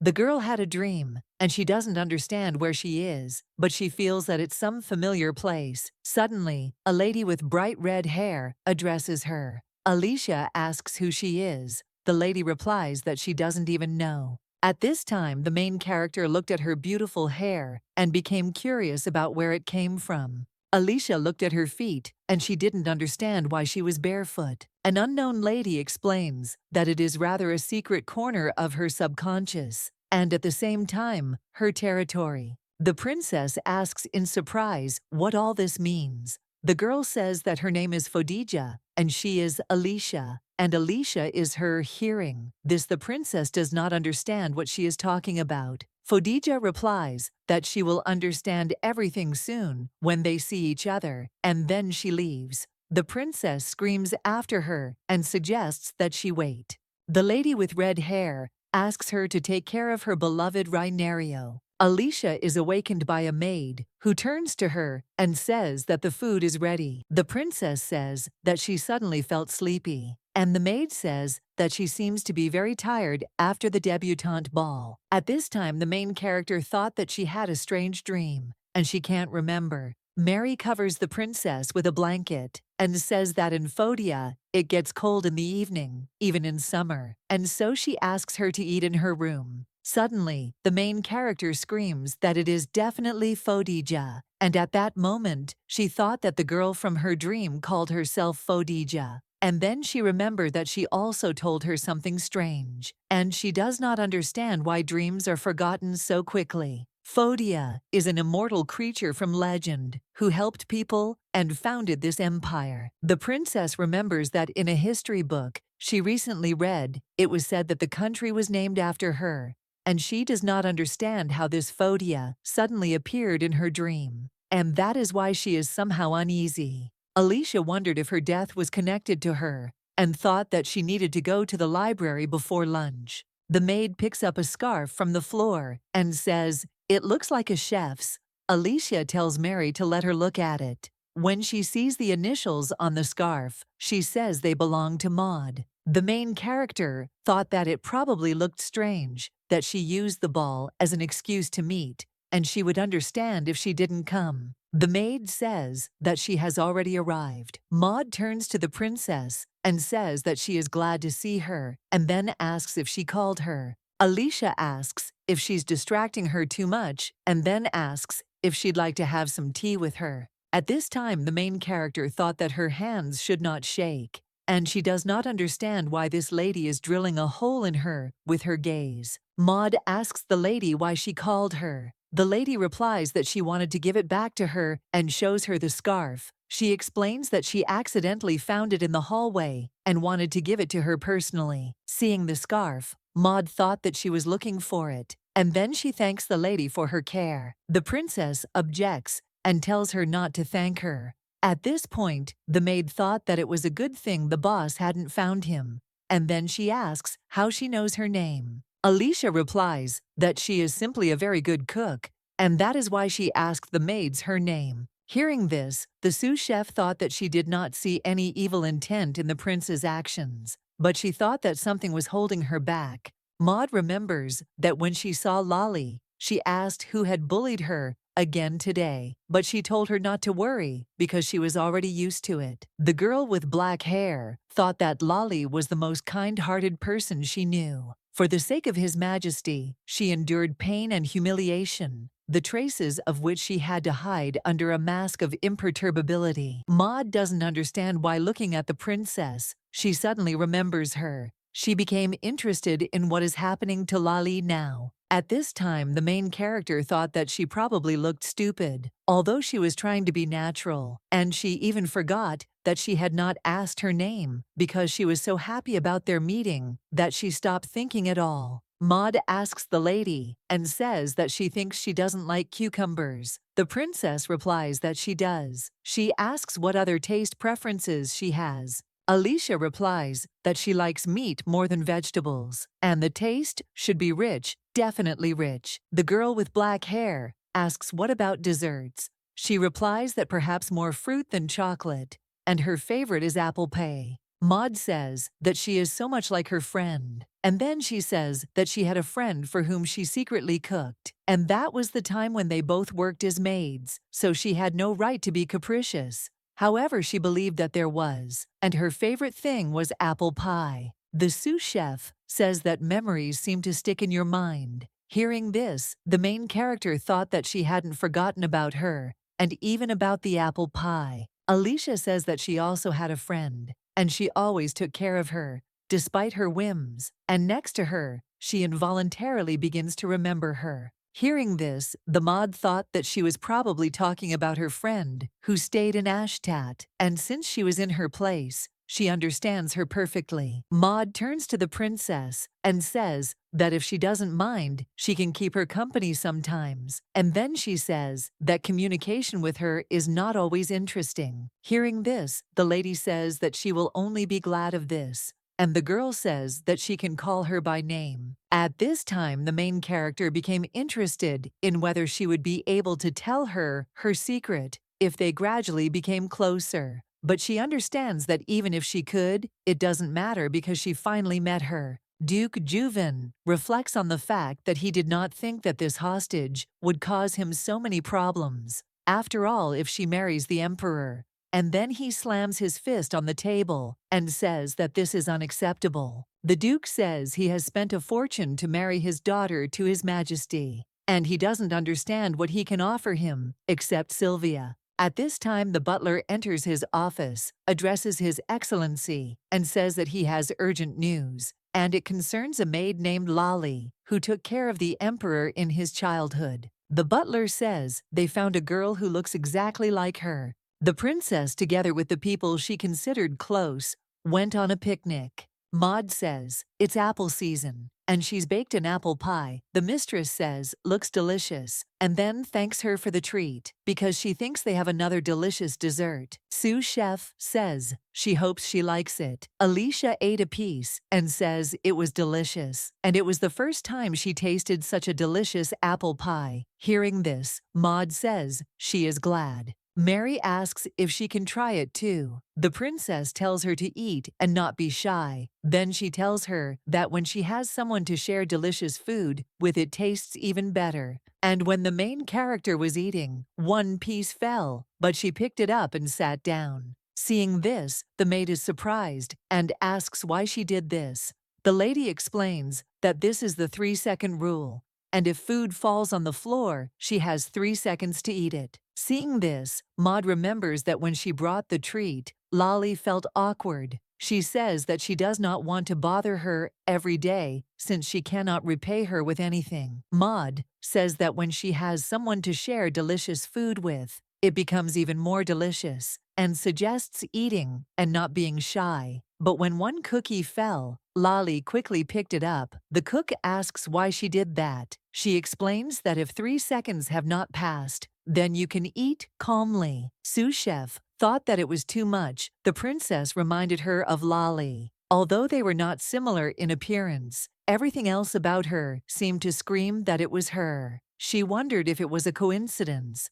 Tyr was watching them from afar. He tells Rudd that he was quiet and did not disturb them. The emperor thought that she was laughing, making eyes at his sous chef, and it would be better if she behaved like that with him. However, he was glad that she was smiling after all, to know that they were best friends, and perhaps this would help her regain her memory. Tyr doesn't understand how long he has to wait for her to open her heart, and he thought that the debutante ball helped them get closer, but he doesn't understand why she distanced herself from him again. The emperor does not understand how he can make her smile as sincerely. Wakan turns to His Majesty and says that he has been looking for him everywhere. Then he says that Duke Juven wants to hold a meeting after dinner. Tyr says that he will buzz in his ear again and does not understand why he needed a meeting, and then asks if this is important since he suddenly started fussing. The advisor says he seems to have found a girl named Lolly. Sitting in the carriage, the gentleman asks her if she has filled in everything he said, and then he claims that any mistakes are unacceptable. The girl replies that she understands him,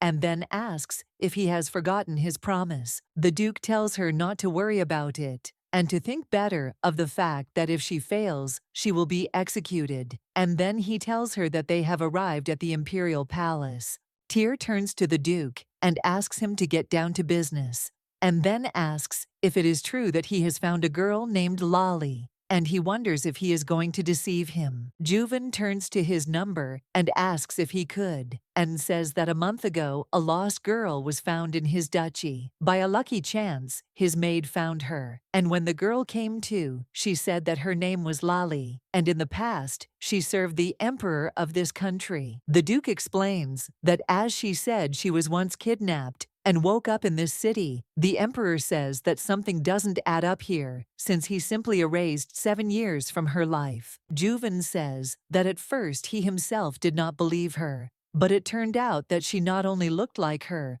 but this girl knew about all the palace intrigues and was able to tell about the people she knew in great detail. The Duke says that he has no right to judge alone, and that is why he brought her here, and then he invites His Majesty to see for himself. The emperor invites the girl to come in. When the lady enters the room, she asks His Highness if he recognizes her. Tyr asks if she is Lolly. At this time, the main character sitting in the library understands what is written in this book because the descriptions are vague, and it is written only that she is an immortal creature, and it seemed to the main character that she was reading a fairy tale, because who is this Phodia? The book itself does not know. The girl doesn't understand why she suddenly appeared in her dream, and her words still sound in her head, and so she thought that it was somehow connected with her personality, and she also wondered if she was imagining things. Walking along the corridor, the princess saw that the servants were discussing something, and Mary said that it was somehow noisy in the palace. The maid turns to Her Majesty and says that yesterday a guest arrived at the palace who used to serve His Majesty. At this time, the unknown girl asks the emperor if he will show her the garden. He replies that unfortunately, he will only be able to show the garden next time. and then he says that she is addressing him incorrectly. Hearing this, the girl smiled and said that it was out of habit, and that is why she was apologizing. When the princess saw this girl, she did not understand who she was. The lady turned to Alicia and asked if she was the princess of the kingdom of Ashtad that Duke Duver spoke of. And then she comes closer and says that she is glad to meet him and informs that her name is Lali and that she once served His Highness. At this time, the main character does not understand why she looks so much like her. She wondered if they were cloned. The emperor explains that it is time for him to go to his office and then says that if she wants to see the palace, he will ask the maids to accompany her. Lolly touches the gentleman's hair and says that as a child he was naughty and asked not to be left alone. And then she says that during this time he has matured a lot and suggests not to be shy in front of her. Tyr says that he will fix his hair himself. At this time, the main character remembered that when the gentleman was little, he asked Lali to always be with him, and she assured him that as long as he wanted it, she would always be with him. Alicia thought that these memories belonged only to her and Tyr, and she did not understand how this imposter knew. Lolly asks if she can go to the office with him, and then explains that she wants to watch him at work. He replies that he doesn't mind, and if he wants, he can go, but on one condition, that she won't interfere. The girl says that she will be quiet as a mouse and lower than grass. At this time, the main character does not understand what all this means, and she wonders if she really is Lolly. Then who is she? Alicia is thinking about the girl she met yesterday. They are like two peas in a pod, and she knew something that the imposter couldn't know and thinks that someone knowledgeable told her about it. The princess remembers that it was only her and Tyr in the room at the time, and assumes that someone was watching them. The main character thought that this girl had appeared out of nowhere and didn't understand why now, and it seemed to her that the emperor had promised to calm his feelings for Lali, and that's why she somehow didn't notice that he had calmed them down. Oscar turns to the princess, apologizes, and explains that she was thinking for a while, and asks if the Duke of Jouvert brought this girl. He replies that she is right, and of course, he thought that his number would not even listen. Oscar says that she probably knows that even before the Duke, many tried to deceive him in the same way for which they paid. The princess asks if this means that His Majesty has believed him after all. The captain explains that given the recent incident with the Foci, it would be foolish to consider the Duke the Virgin Mary. But he understands that it was he who brought her to the palace, and is therefore sure that His Majesty is not so careless. Oscar asks the lady if she is worried about this. He says that His Majesty had a special relationship with this maid, and he can't believe that he was brainwashed. The princess asks in surprise what she has to do with it. He says that if she has nothing to do with it, then that's good. At this time, the main character thought that sometimes Oscar sees right to the root and assumes that his intuition is good. The captain turns to Her Majesty and says that he did not tell her anything. The emperor asks Alicia if she is back from her walk. She replies that she is back and asks what he wanted. His Majesty says that they must talk. Tyr asks the princess how she is doing. He wonders if she's been feeling strange lately. He also wonders if she has noticed any bad omens. The girl replies that she didn't notice anything, and at that moment she thought that it was hard for her to breathe. And then she asks what he wanted to talk about. The emperor answers that it is Lali, and he says that he has been looking for her for a long time and did not think that she would find him herself, and she has not changed at all, and every time he sees her, echoes of the past sound in his head because he believes that Lali has always remained special to him. Hearing this, the main character thought that she became interested in the fact that he did not even intend to finish her off, and then asks if she is really so dear to him. The princess says that she heard that Lali disappeared suddenly, and he hated her for breaking her oath. Hearing this, Tyr asks how they dare to talk such nonsense in his palace. Alicia replies that a passerby told her about it. He says that Lali is not just a maid who took care of him in his childhood, and then he says that he has not forgotten about her for a second.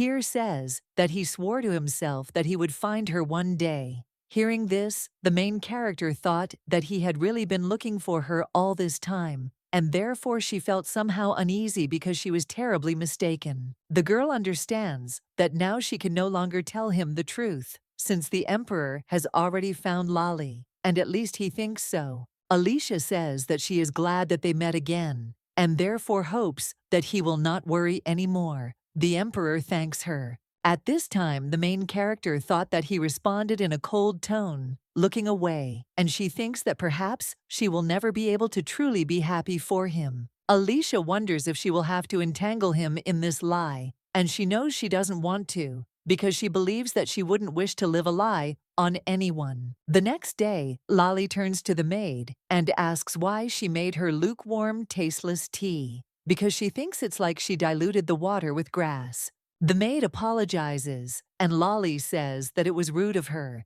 and then she orders him to brew a new one right now before she tells His Majesty. Sitting in the chair, the girl thought that she was playing an entertaining performance, and she believes that she was not told lucky to meet the Duke that day, otherwise she would have become fertilizer long ago. The woman thought that she had only said a couple of magic words that the Duke had taught her, and the Emperor was already at her beck and call, and he blindly believed every word she said, and understood that he could live his whole life with a golden spoon in his mouth. The girl says that she does not like this modest style, but she understands that she will have to endure until she conquers the Emperor completely, and she thought that it seems to her that the Emperor is not indifferent to this princess, and she wondered if she could become fertilizer instead of her. The maid informs the mistress that she has made new tea. The lady says that she is in time, as she will give her a new task.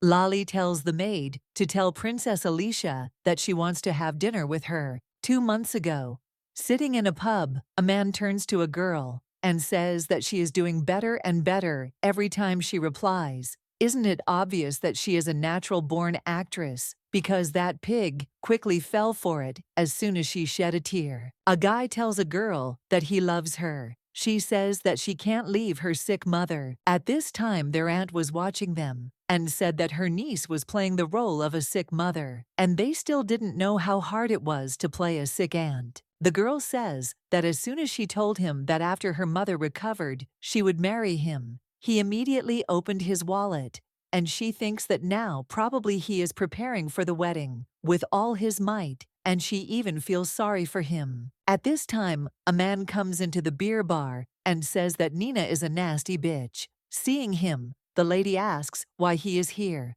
Christian says that she is a creature who deceived him and trampled his sincere feelings, and therefore he will finish her off. When Nina saw 2 healthy men, she explained that he had misunderstood her. However, the man did not listen to her and ordered her to be caught right away. However, the girl ran away through a small window, and she has been a fraudster for 10 years now, and as she ran away, she thought that she had never been caught before. At this time, Nina thought that she was sure it was fate, because she believes that she is not one of those who would give their life to a back alley, and she understands that if she is lucky, then perhaps she will become an empress. The maid tells the princess that Lali wants to have dinner with her. Hearing this, the main character thinks that they only managed to exchange greetings and does not understand how she immediately invites her to dinner. The maid asks what to tell her. At this time, the main character thought that even if she could not reveal her identity, she would not allow the imposter to feel like a mistress, and especially if Duke Jouvert was standing behind her. Alicia replies that she can convey that she agrees, and at that moment she thought about using this valuable opportunity. When the princess arrived, she turns to the lady and thanks her for inviting her to dinner. The imposter says that she is glad that she came. At this time, Alicia thought that no matter how she looked at Lali from all sides, even the real Lali is not such a Lali. And therefore, it is not surprising that the emperor believed her, and he thinks that this is a good opportunity to talk to her and find out information. Suddenly, the emperor joins them. He says that she said it was just dinner.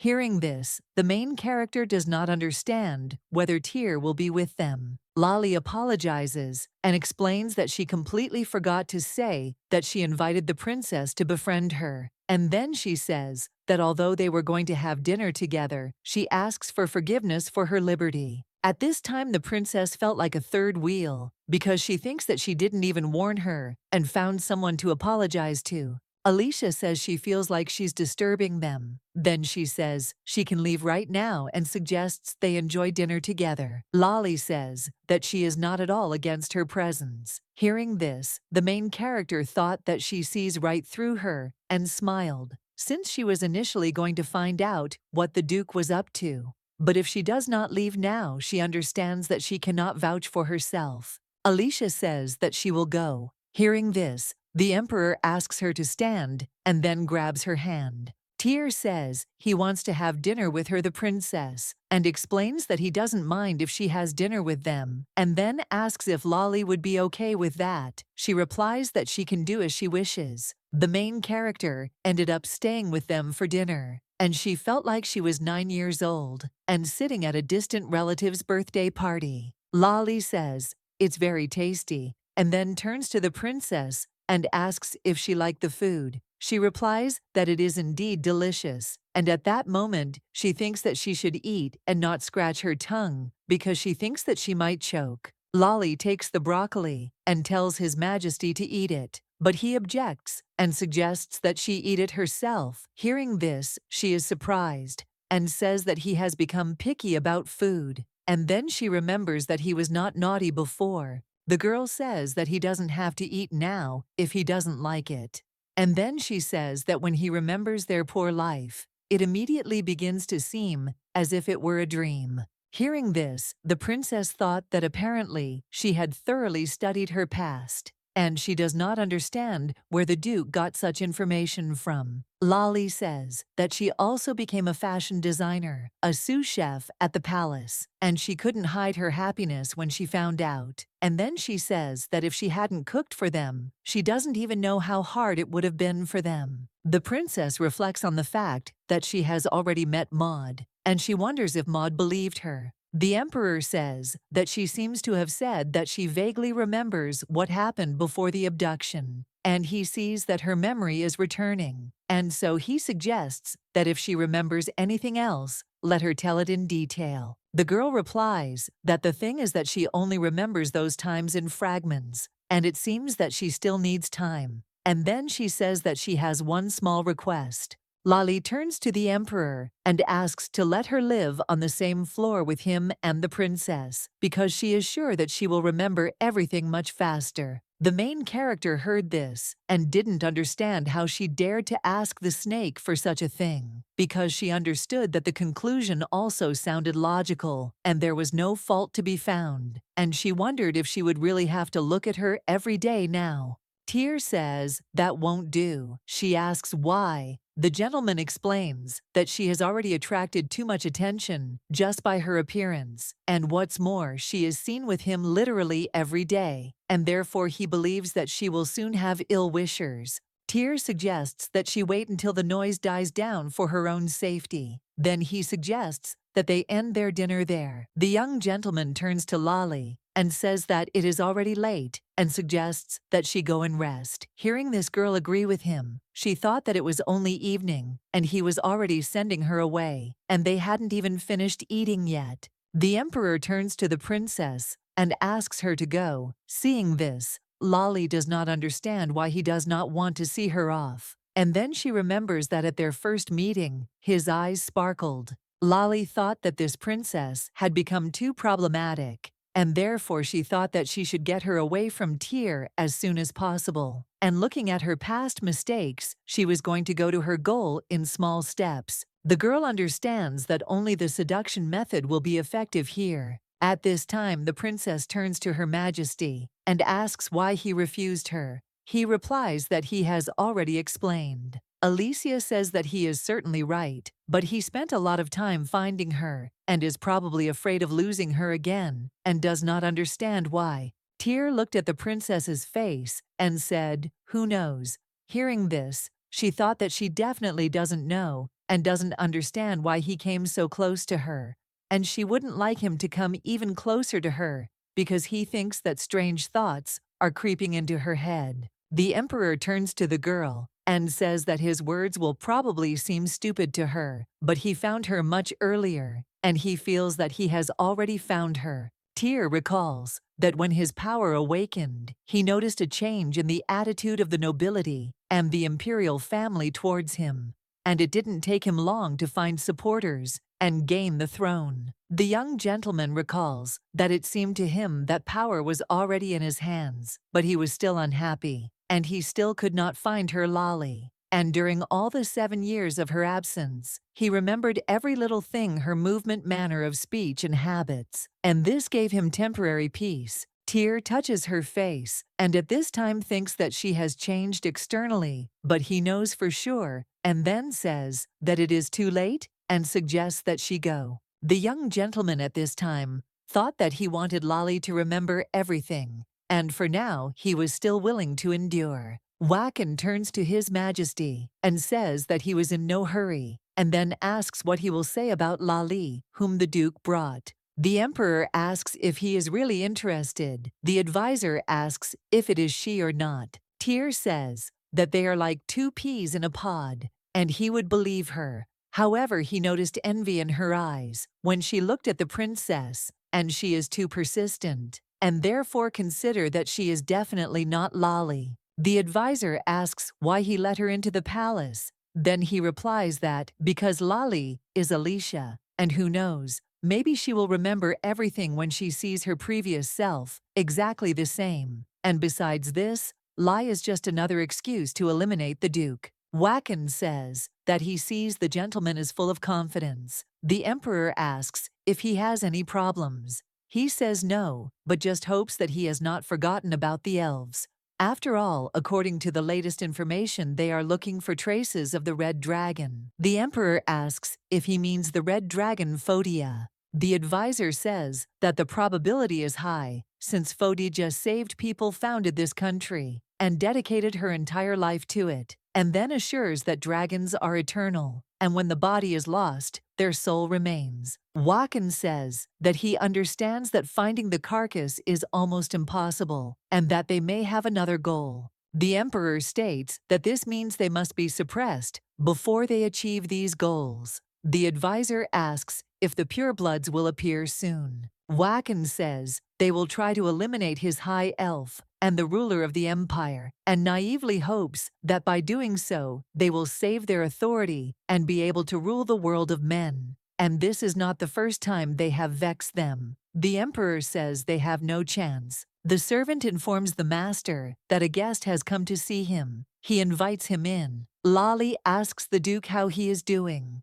When he sees her, he asks why she came to him personally, and he is interested in what she wants to talk about. The girl explains that it is very important. Juven claims that she cannot stay here for long, and therefore suggests getting to the point. She says that it seems that His Majesty has bought it. The Duke is informed that he has long since learned this from the head maid. The girl says that the princess is in her way, and then explains that when she tries to get closer to His Majesty, he always turns his attention to her. Hearing this, Juven thought that it turns out that he no longer needs Lali, and considers this to be some kind of absurdity, and therefore he thinks understandably that after so many years, why should the Emperor worry about some maid from his childhood? And therefore, he understands that this girl is no longer needed. The Duke suggests that she come up with an excuse and leave the palace, and then he claims that the Emperor will let her go,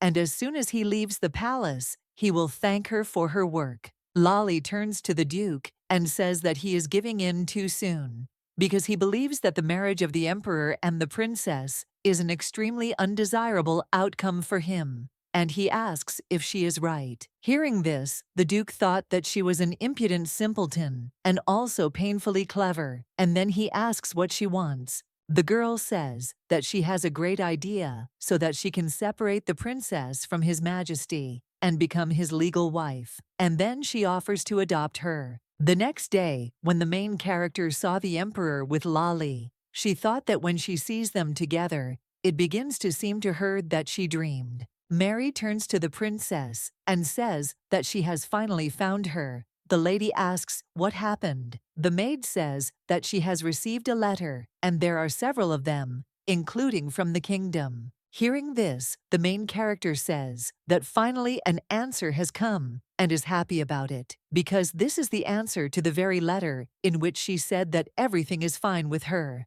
The family was happy to know that she was okay, and there was a lot of love and emotion in that letter, and she was also happy that they were okay too. But she thinks that Harry, even in a letter, is still Harry. When Alicia took the last letter, she saw that it was from Duke Jouvert. 2 weeks later, the maid informs the princess that everything is ready, and then she says that she looks absolutely beautiful, and she took great care to choose beautiful clothes, since she is going to the Duke's banquet, after all. Alicia claims that it is all thanks to her skill, and in general, it is her first time at a banquet in the garden, and she is very curious. Mary says that she understands her, and heard that the central garden of his estate is amazing, because you can see flowers and plants from all over the continent. The main character heard this and became interested. You can only find harmless flowers there, and a few days ago, she received an invitation to a banquet.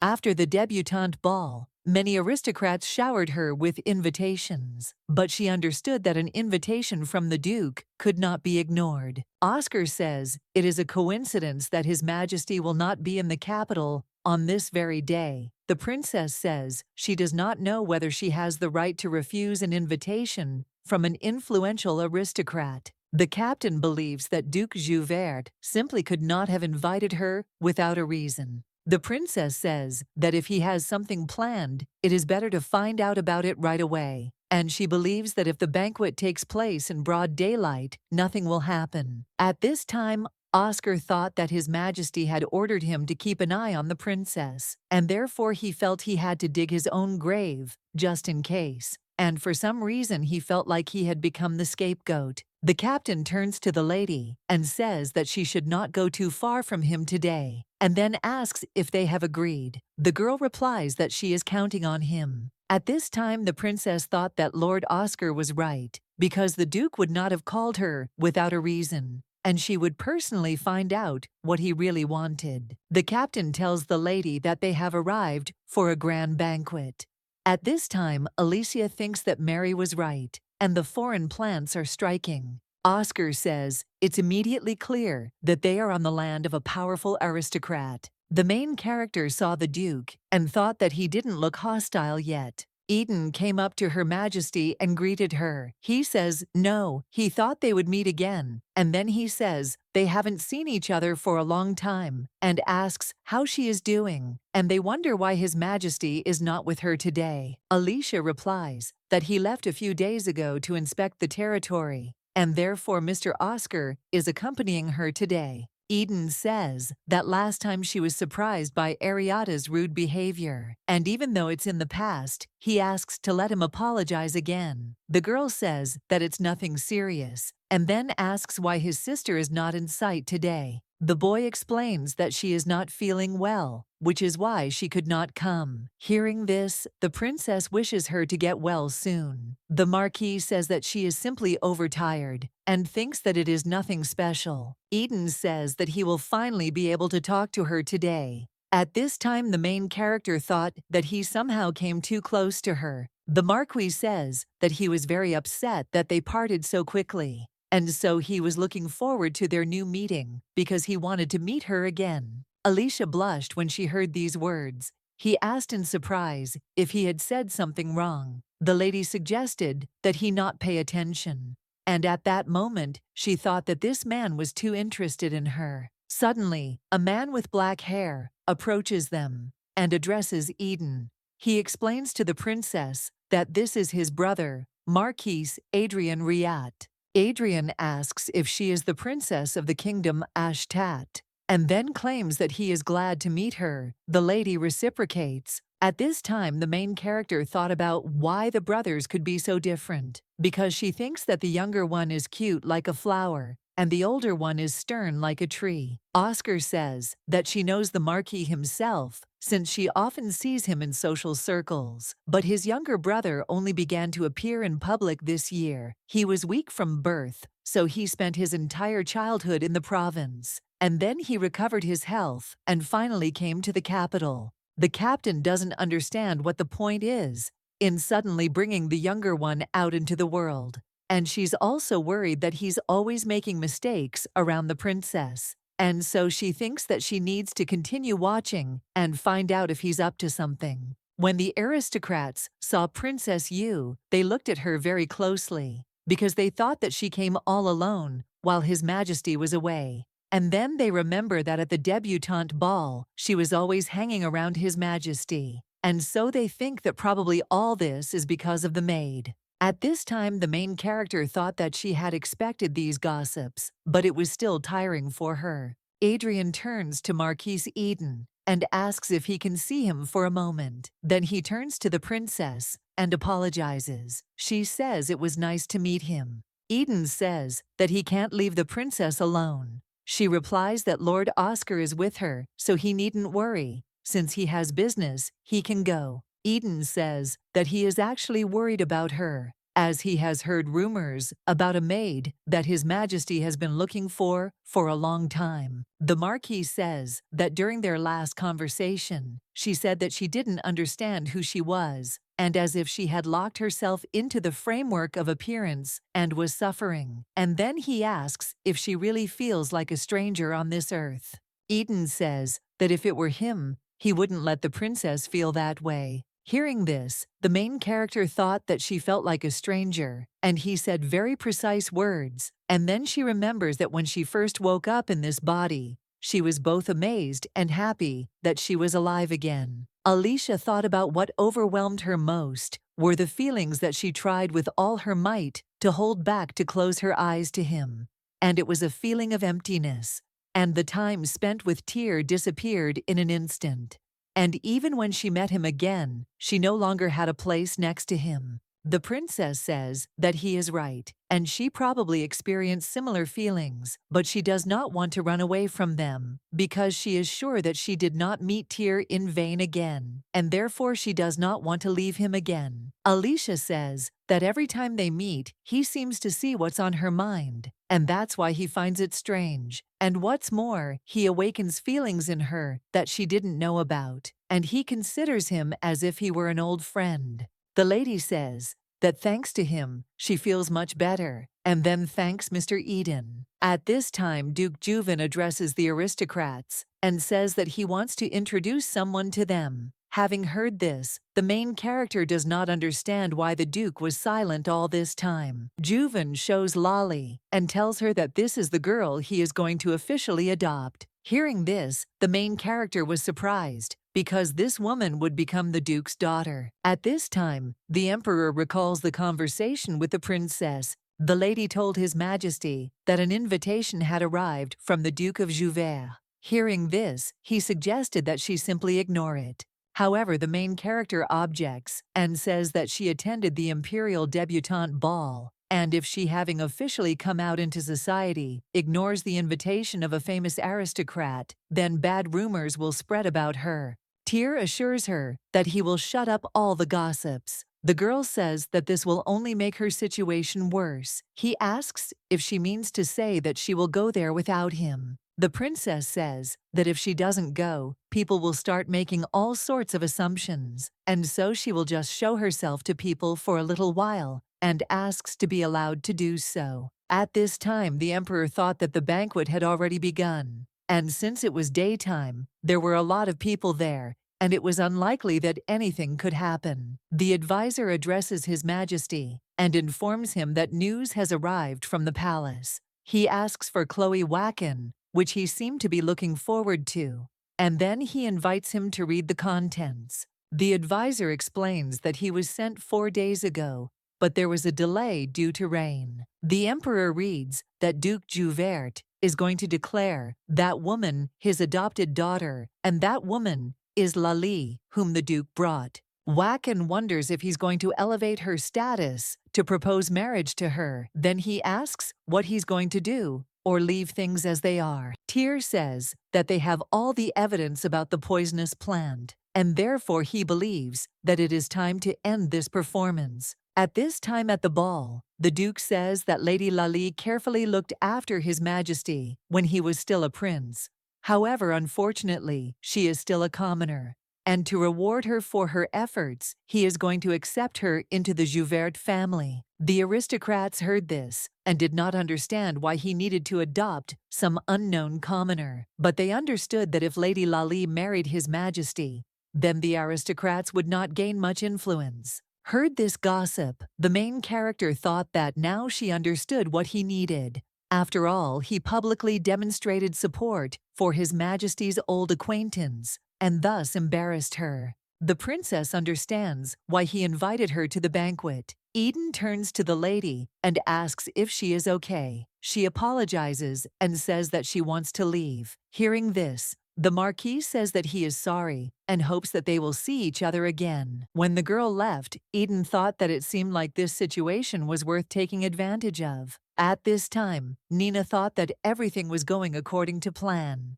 And she said this without hoping for anything. And he believed it so easily. And he thinks that it seems that the dukes of the empire are as fools as everyone else.